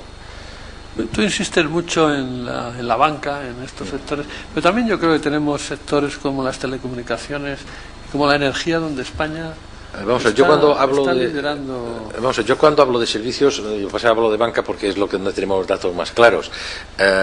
Y aparte que el sector de telecomunicación es un sector en ese sentido bastante curioso, pero vamos, si alguien no lo sabe todavía, Telefónica es la empresa de las que son tradicionales integradas que más en este momento innovación está haciendo en cuanto a ratios, en cuanto a valores relativos. Es la operadora que tiene más proyectos europeos del programa Marco. O sea que en ese sentido es totalmente verdad. Es decir, lo que pasa que a lo mejor aquí habría que... el problema de los servicios de telecomunicaciones, que son muy variados. Telefónica es una compañía de las pocas en el mundo que está triunfando tanto en móvil como en fijo. Uno tiene por un lado Vodafone, que está en el fijo, pero tiene que buscar quién es en el móvil, quién es la que está en fijo igual. O sea, que la comparación no tengo datos. Lo que sí, estos datos que acabo de comentar, sí lo sé porque los manejo todos los días. Y esto es verdad, ¿no? Probablemente también no tengo ningún inconveniente en incluir la telecomunicación, las operaciones de telecomunicación, o sea, las operadoras en el mismo paquete que la banca o el turismo. Seguramente es verdad. Y vamos a añadir, porque lo conozco, en el sector energía, la verdad que España también yo creo que es un líder europeo en tanto las empresas de electricidad como las de petróleo, de gas, y el modelo que tiene España en el modelo energético, un modelo totalmente abierto, yo creo que es muy, muy positivo para el país y que nos está produciendo efectos muy favorables. Aquí no hay restricciones logísticas y esto implica que el precio internacional, sobre todo en petróleo y en gas, se puede poner en cualquier punto del país sin ninguna restricción. Siempre las logísticas son las que son las culpables de las restricciones, y en este caso tanto la red de gas como la red de productos petrolíferos es una red totalmente abierta que trabaja de una forma totalmente transparente, es universal, y en ese sentido yo creo que está dando lugar a que estos sectores sean punteros, y ahí está el precio que están teniendo estas empresas en el mercado, ¿no? Muy bien, ¿alguna pregunta? Por favor.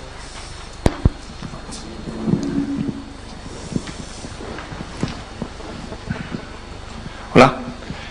Bueno, cuando pensamos en investigadores parece que de inmediato nos viene la imagen de una persona mirando por un microscopio, aunque como bien se ha comentado, las ciencias sociales también tienen algo que decir.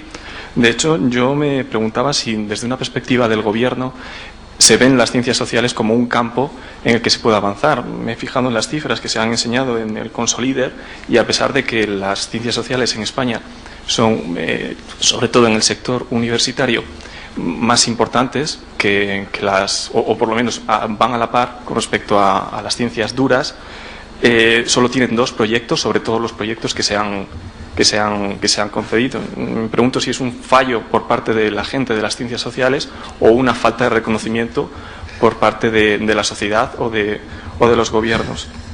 Y luego, en segundo lugar, me preguntaba, porque el año pasado se propuso por parte de algunos miembros de la Cámara la elaboración de un estatuto del becario.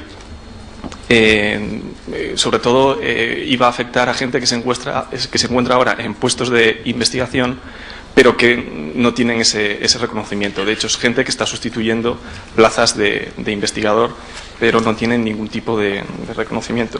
Y bueno, ese proyecto fue retirado y me pregunto si desde el Gobierno hay alguna iniciativa para intentar recuperarlo o para intentar regular esa situación de muchos becarios que están en una situación precaria y que cada año ven que pueden o no renovarse en función de lo que quiera quien dirige la institución.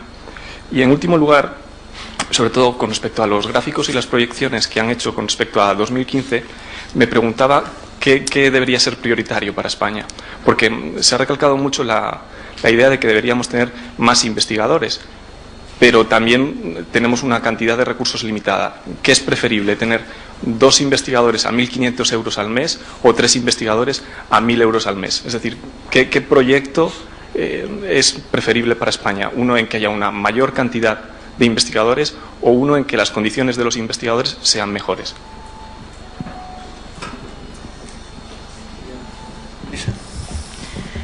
Bueno, pues muchas gracias. Con respecto a discriminación por áreas, no hay ninguna discriminación. Lo que se intenta es fomentar la investigación excelente en todas las áreas. Entonces, simplemente a lo mejor refleja un desequilibrio entre lo que se ha demandado, lo que se ha pedido y se ha ofertado y lo que se ha dado finalmente. Había más solicitudes en lo que se suele llamar tradicionalmente ciencia dura, pero en las ciencias sociales hay un proyecto en economía fantástico que ha conseguido los mejores resultados y había otros, pero a lo mejor es que había simplemente menos. Entonces el resultado final a lo mejor refleja la radiografía inicial. Sobre los becarios se han hecho algunas cosas, como hablábamos, se intentó estabilizar la situación de los becarios, dar contratos en los cuales, no sé si era 3+1, no sé cómo se llamó finalmente, pero dar un proyecto o un contrato de investigación después de 2 años, o sea, los contratos de los 4 años para hacer la tesis doctoral, los 2 primeros años no es un contrato laboral, pero el tercero y el cuarto ya sí lo es. Y bueno, no me refería a esos becarios, sino a todos esos que están en instituciones y que sirven para rellenar, como también ocurre en las citas. O sea, en el Ministerio de Educación sí. Son el 70% de la plantilla a ese tipo de... Ya, eso será uno de los objetivos del nuevo Ministerio de Ciencia y Tecnología, se ha hecho ya algo, pero uno de los objetivos de esta legislatura es intentar diseñar la carrera investigadora. Entonces va por ahí también, cuál es el papel de los becarios, el papel del personal técnico de apoyo, consolidar la carrera de cada uno de ellos, carrera técnica, carrera directiva. O sea que sí, que es uno de los objetivos para diseñar más y mejor la carrera investigadora. Y la tercera pregunta no me acuerdo cuál es. ¿Qué más? ¿Calidad o cantidad? Pues yo entiendo que lo que se quiere es primar la calidad más que la cantidad. Yo creo que ya nos tenemos que exigir eso. Ya hemos pasado esa primera barrera, que es tener una masa crítica, conseguir tener un determinado número de tecnólogos, doctores, mucha gente con muy buen capital humano. Ya hemos pasado esa barrera, ya tenemos más masa crítica que otros países de la Unión Europea, nos aproximamos a la media de la Unión Europea en indicadores muy buenos de capital humano, y ahora lo que se quiere es que cada vez sean mejor esos investigadores, la gente que se dedica a estas actividades, que sea cada vez mejor. O sea que yo creo que ya hemos pasado el primer objetivo y vamos hacia el segundo. Muy bien. Buenas tardes, soy Federico Gutiérrez Solana, rector de la Universidad de Cantabria. Me iba a hacer al principio una pregunta que era que, bueno, en atención a los datos que daba Elisa, me parecía que la pregunta que había que hacer era si estaba condicionada la eficacia de la inversión pública por el estancamiento de la inversión privada, es decir, dada la forma de presentación que se estaba haciendo. Luego la presentación de Juan, pues parece que no es así, es decir, que no hay tal estancamiento. Entonces, a veces me da la sensación de que estamos utilizando no la misma unidad de medida, y esto creo que es fundamental para hacer un buen diagnóstico y para hacer una buena planificación. Es decir, porque o yo estoy equivocado, así la primera impresión es que no son concordantes las dos presentaciones. Sí.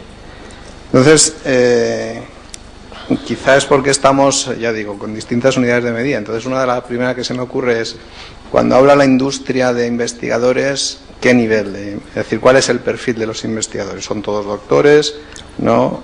Es decir, luego probablemente hay una situación en que las estadísticas no son coincidentes.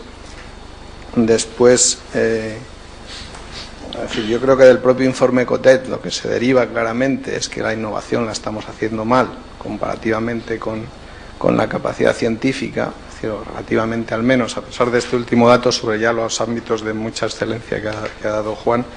Entonces, yo creo que todo esto es muy importante de cara a hacer un buen diagnóstico de cómo buscar el futuro. Entonces, en atención a la necesidad que vamos a tener de investigadores y tecnólogos en el ámbito industrial, en el ámbito privado, ¿qué iniciativas se ocurren, tanto al ámbito público como al privado? Y en este caso nos incluimos las universidades, que estamos dispuestas a hablar cuanto antes de este tema, en formar investigadores que sean realmente atractivos para la industria, porque esta creo que para mí es la clave fundamental de resolver el problema en el que estamos hoy hablando, ¿no? Es decir, todo el problema que estamos hablando al final está en torno a la apreciación del investigador como tal, y para eso es fundamental que para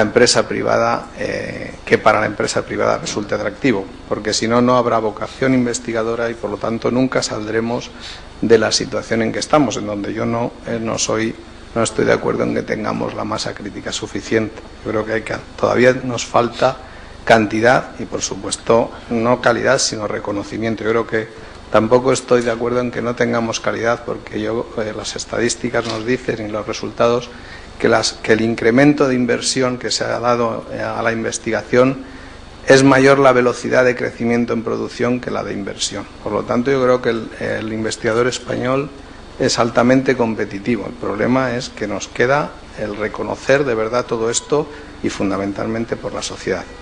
¿Qué se nos ocurre desde el ámbito público y desde el ámbito privado para fomentar esta necesidad social?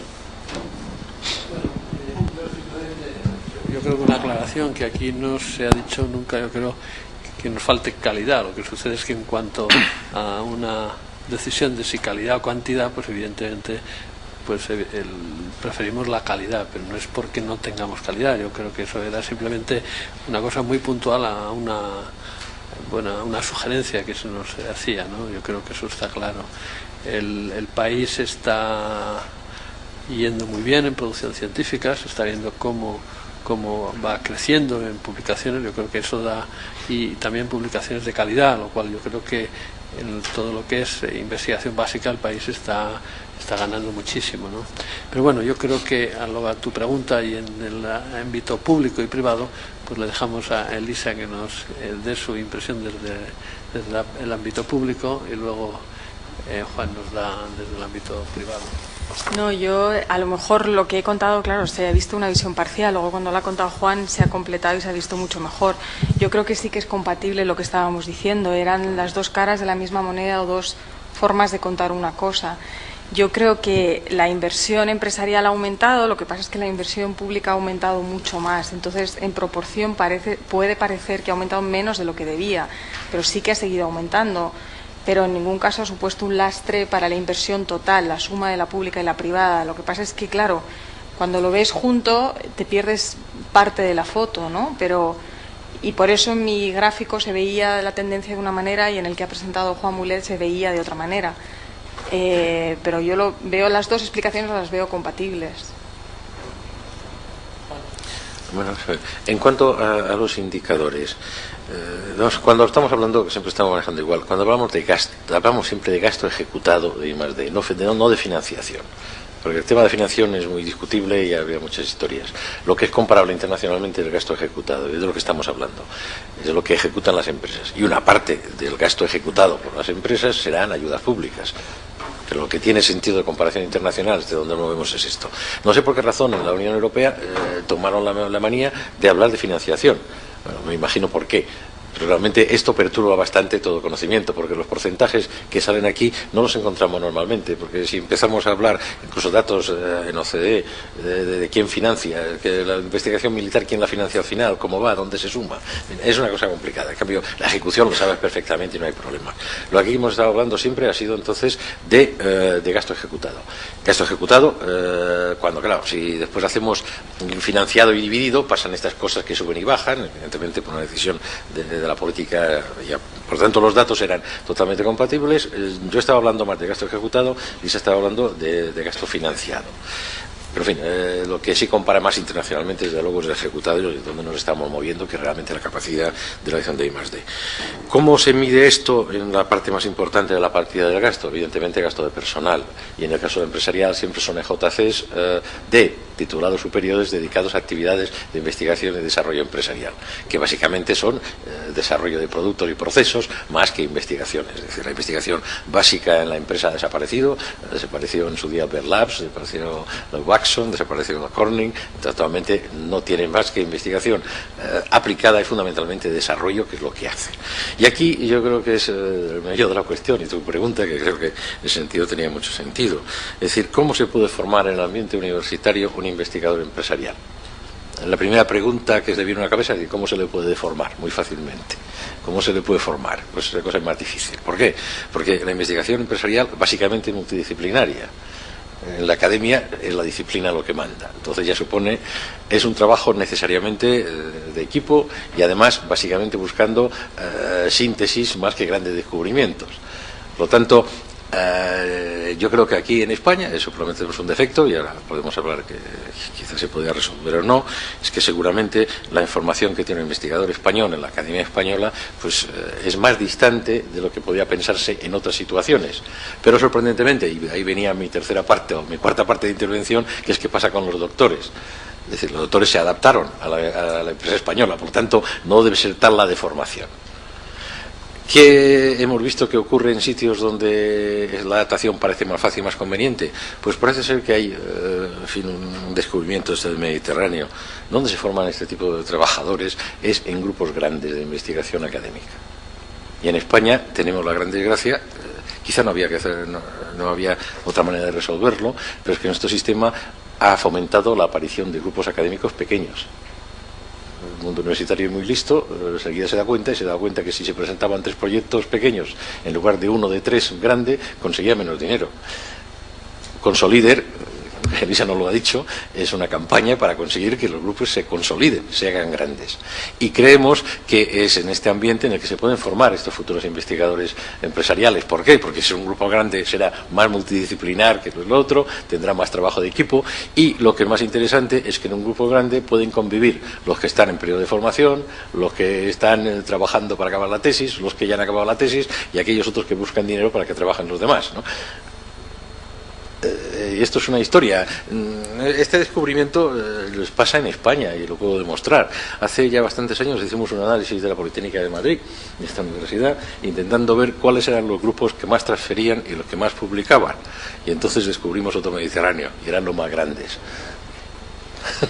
Entonces, y probablemente eran los que después a continuación tenían más contratos porque los que estaban trabajando ahí pasaban a las empresas y se hacían clientes, o sea que no hay que descubrir grandes cosas. Tanto, yo creo que la situación. Entonces, yo creo que probablemente de la investigación académica, respecto a eso que estamos hablando, necesitamos grupos grandes. En la medida que tenga grupos grandes estructurados, es verdad que el sistema universitario, con la gobernanza de la universidad no lleva este camino, en contra, pero yo creo que esto lo tenemos bastante detectado. Hay réplica. Sí.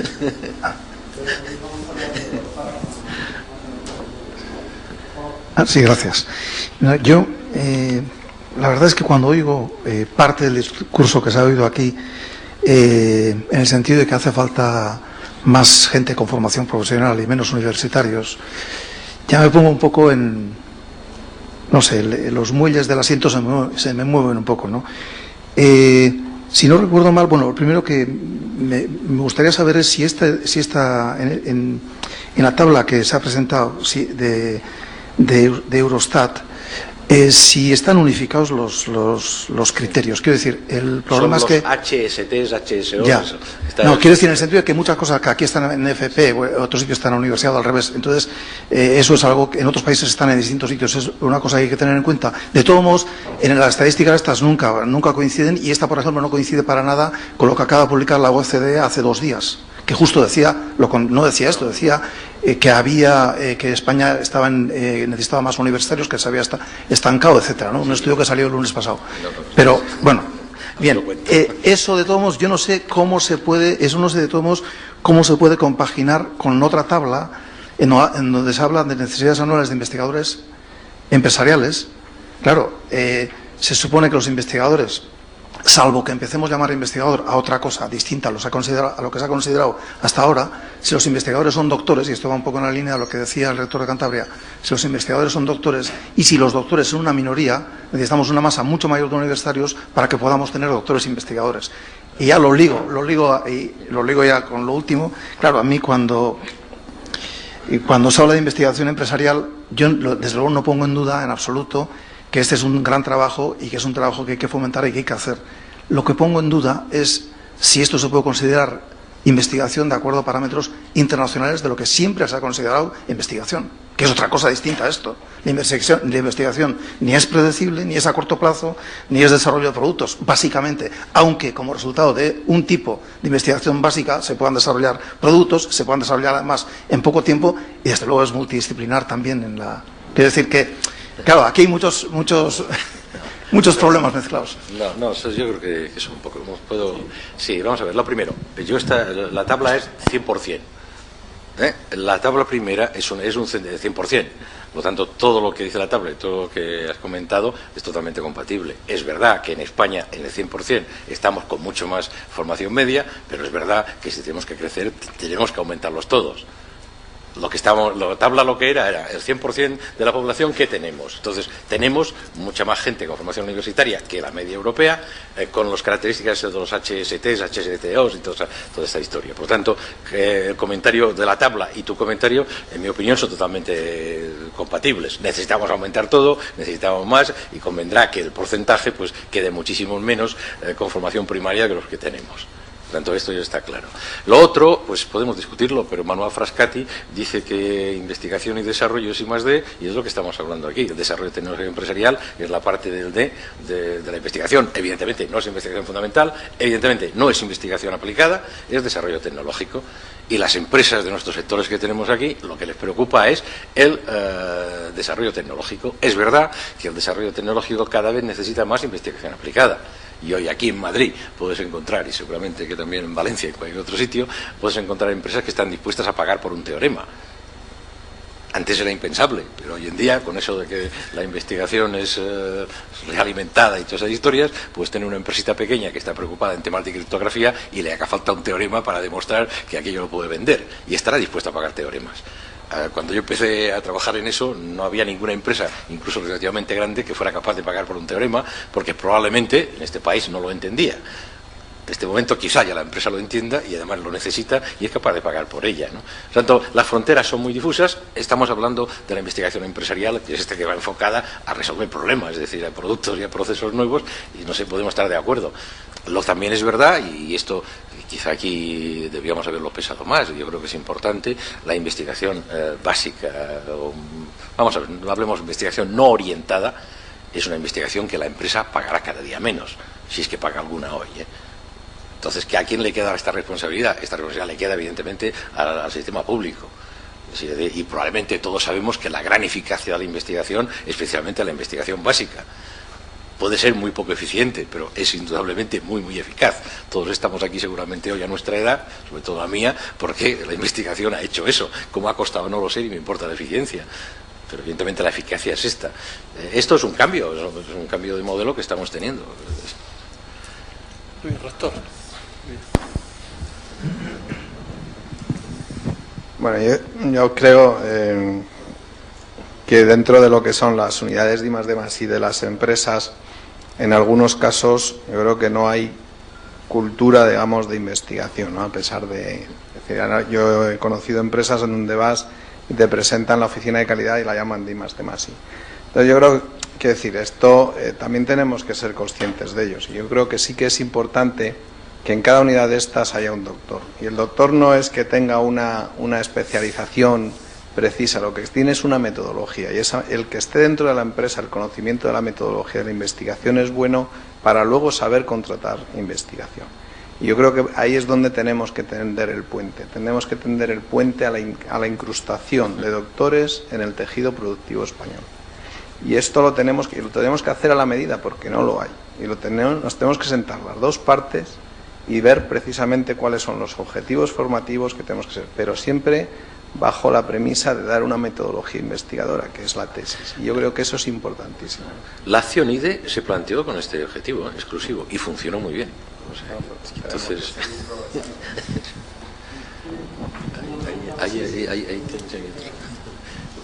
ahí también. Buenas tardes, mi nombre es Francisco Tomás, rector de la Universidad de Valencia y presidente de la sectorial de I+D de la CRUE. Esta tarde la hora no era la mejor, pero el contenido ha sido muy denso y muy importante. Por una parte, Elisa Díaz ha hecho toda una síntesis y yo creo que le tengo que felicitar porque en tan poco tiempo ha hecho un panorama muy amplio de hacia dónde vamos, mejor todavía hacia dónde queremos ir.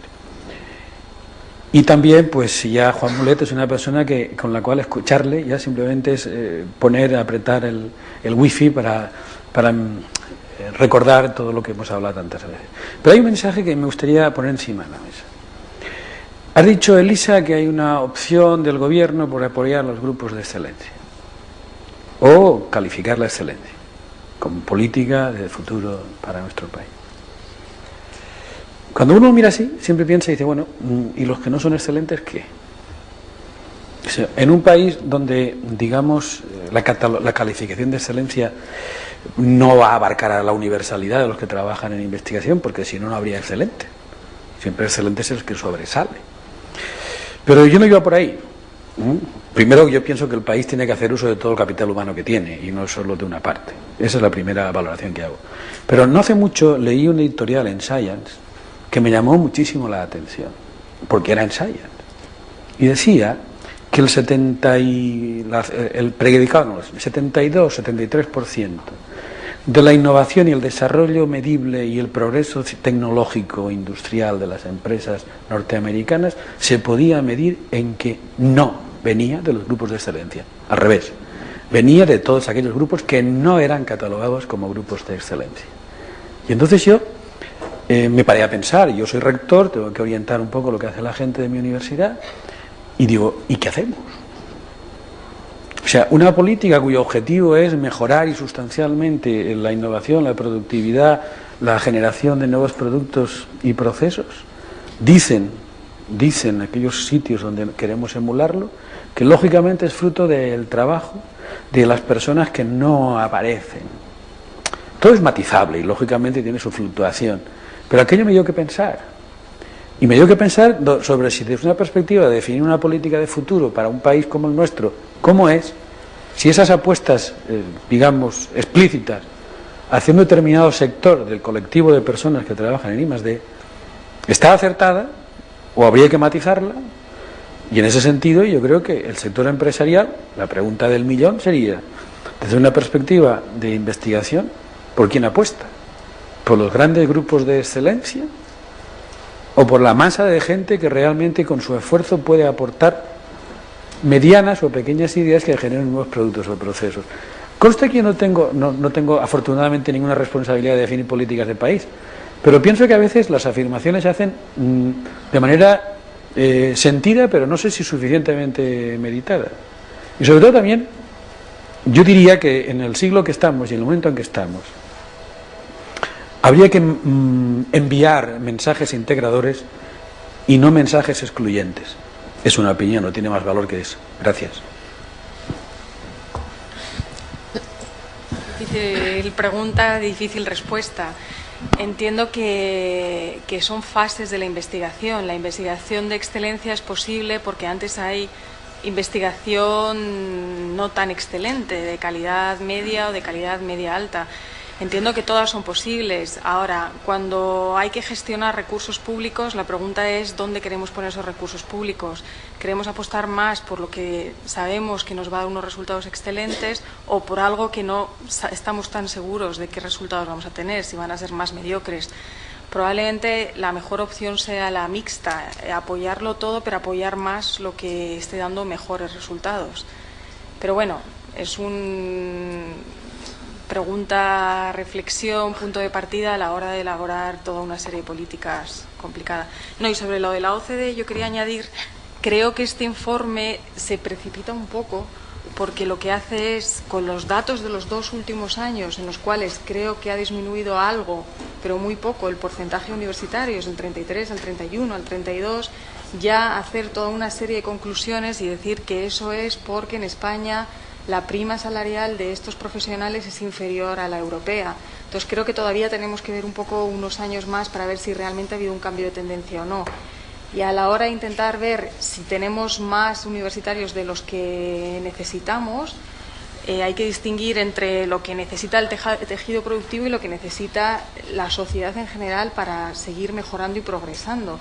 El tejido productivo a lo mejor sí que está diciendo que falta o que sobran universitarios y falta formación profesional, sobre todo de tipo superior.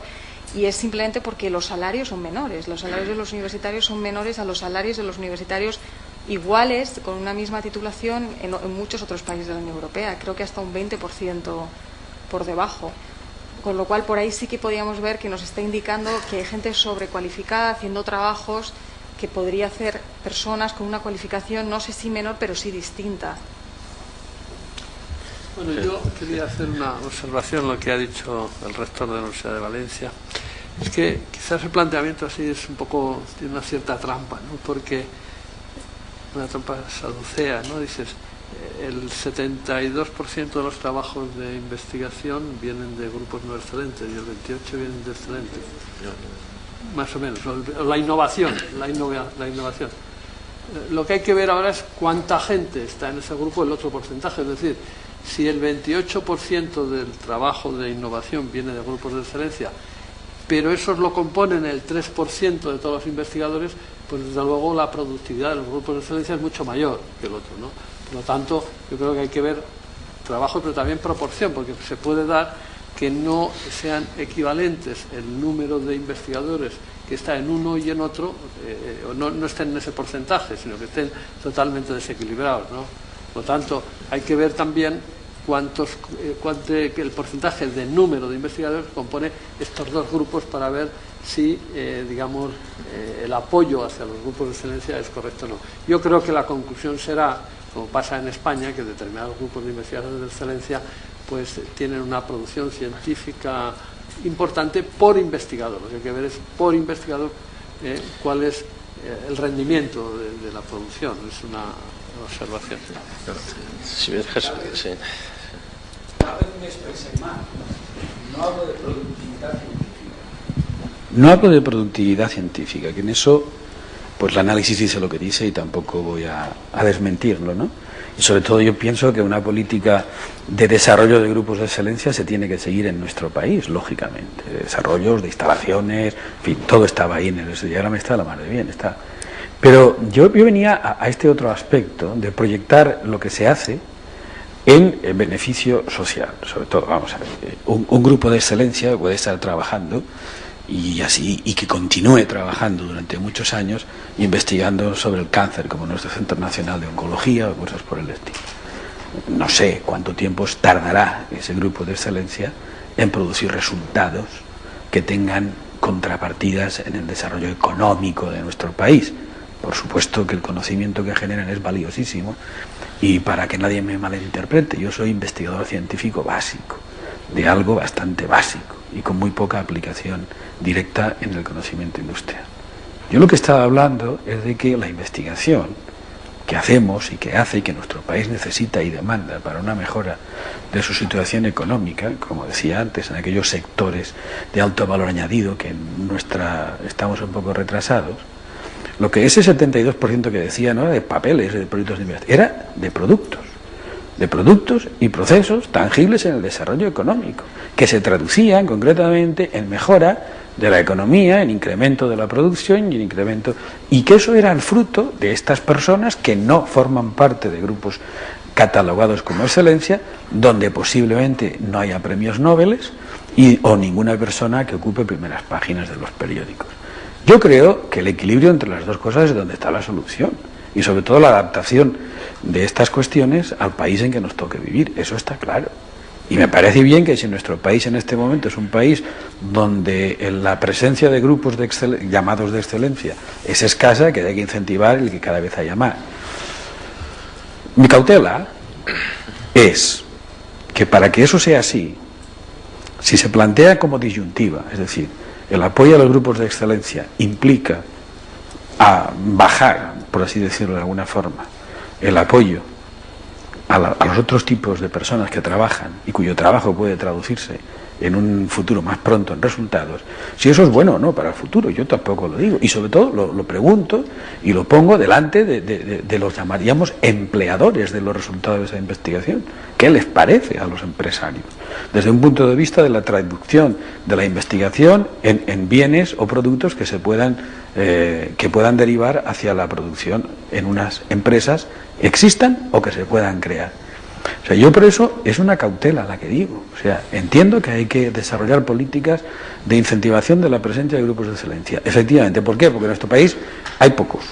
Y porque no es mala cosa de que personas, digamos, que en otros lugares del mundo trabajan en serio, vengan a nuestro país y así lo hagan. Pero también seamos conscientes concretamente de que una masa de investigadores cuantificada en personas, de las cuales nuestro país todavía anda escaso, pues imaginemos a las personas jóvenes, algunos en esta sala, que les digan, chicos, como vosotros no sois excelentes, no tenéis nada que hacer. O sea, hemos de matizar el mensaje. Una persona que dirige un grupo de investigación de excelencia no nació excelente, se hizo excelente y empezó en lugares donde él no era excelente. Y eso es lo que hemos de procurar que sobreviva en nuestro país. Por eso las políticas yo creo que deben ser equilibradas. Y es lo que yo demando. Y sobre todo lo demando desde una perspectiva de traducción de nuestro trabajo a algo que sea tangible. Y también un poco dar un mensaje a las personas que trabajan en nuestro país de que lógicamente se han de esforzar y mejorar por su esfuerzo científico, pero que no están fuera del sistema. Bien, muy bien, muchas gracias. Había una pregunta, nos quedan 4 minutos, a ver si ya... Sí, buenas tardes. Mi nombre es Carlos María Alcover, soy de la Universidad Rey Juan Carlos. Bueno, antes de hacer mi pregunta, decir que estoy totalmente de acuerdo con la última intervención del rector de la Universidad de Valencia. Me ha parecido muy interesante la observación que ha hecho Juan Mulet acerca del posible papel de las ciencias sociales en el futuro de la investigación. Sin embargo, me temo que no vamos a llegar muy lejos si seguimos aplicando a las ciencias sociales el mismo modelo que a las ciencias experimentales y tecnológicas. Voy a poner 2 ejemplos muy breves, mencionando solo 2 aspectos. Uno, el concepto de utilidad y la propia definición de lo que es investigación. El de utilidad. Usted ha dicho que las empresas, si ven utilidad a lo que hacen los científicos sociales, les resultará interesante, pero ¿qué es la utilidad? ¿Para quién es la utilidad? Les voy a poner un ejemplo personal. Yo soy psicólogo social y una de mis líneas de investigación son las consecuencias personales y psicosociales de la prejubilación. No he conseguido ni un solo euro de ninguna empresa privada, de ninguna obra social de cajas de ahorros, ni tampoco, he de decir, del Plan Nacional de I+D+I, por lo menos de momento hasta ahora en varias convocatorias sucesivas. ¿Utilidad para quién? A mí me parece que eso es muy útil. Parece que a las empresas conocer esas consecuencias no lo valoran como algo útil, efectivamente. Y luego viene el otro ejemplo, que es lo contradictorio. Cuando hago algo que a las empresas les resulta útil y por lo tanto puede considerarse investigación empresarial, y luego lo presento a la evaluación de mis sexenios, la CNAI me dice que eso es consultoría, no investigación.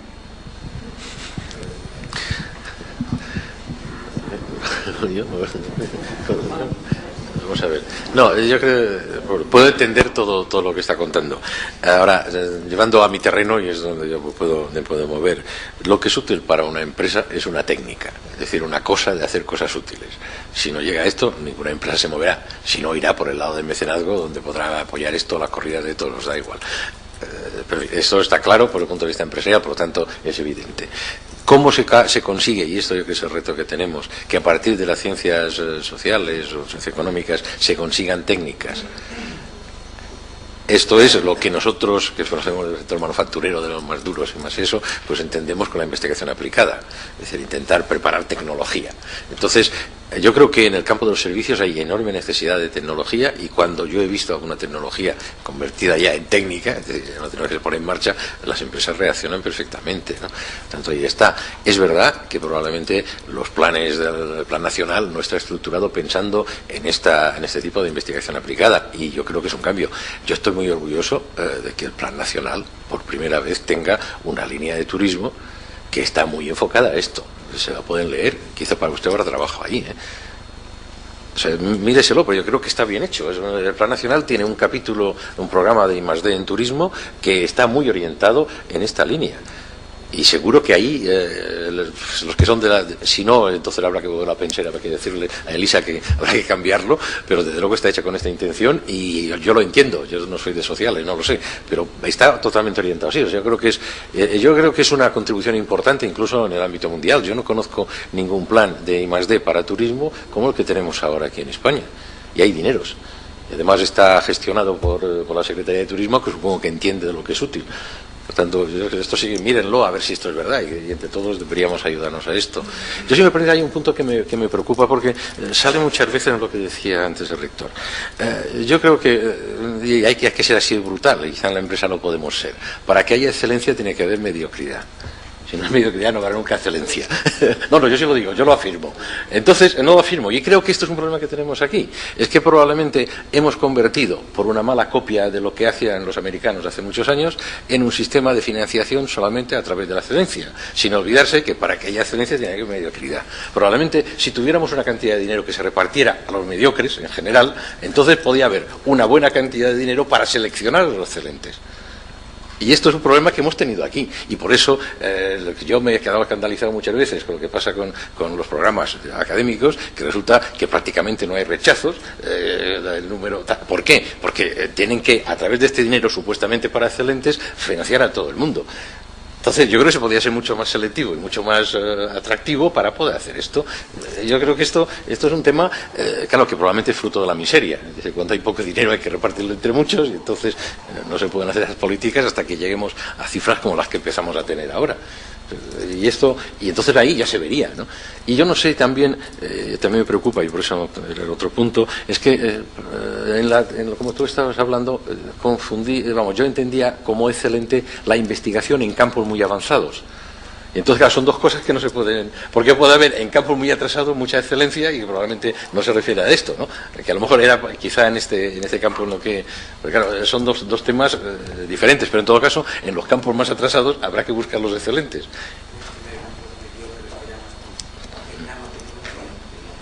Sí, para nada. Seguirán siendo mediocres, está claro. De avanzado, pero no es, pues sí. Que hay que verlo también, digamos, como una manera de competitividad entre grupos de investigación. Hay unos mejores, otros peores, y eso es lo que hace avanzar. En las empresas la competencia hace milagros, la competencia es la que les obliga a esforzarse, a mejorar, y por lo tanto en investigación que se empiece a hablar de grupos de excelencia y grupos de menos de excelentes, pues está bien, porque los menos pueden progresar hacia arriba. Vale, yo con esto creo que hemos cubierto el tiempo que teníamos asignados. Yo quiero dar las gracias a los dos ponentes, a Elisa y a Juan, y a todos ustedes, que ha sido un coloquio muy bueno, muy atractivo, y además que nos pudiera haber durado pues otra hora más seguro. Muchísimas gracias para nosotros. La hora no era la mejor, pero la verdad que, como se ha dicho, los ponentes pues la han convertido en una hora excelente. Gracias.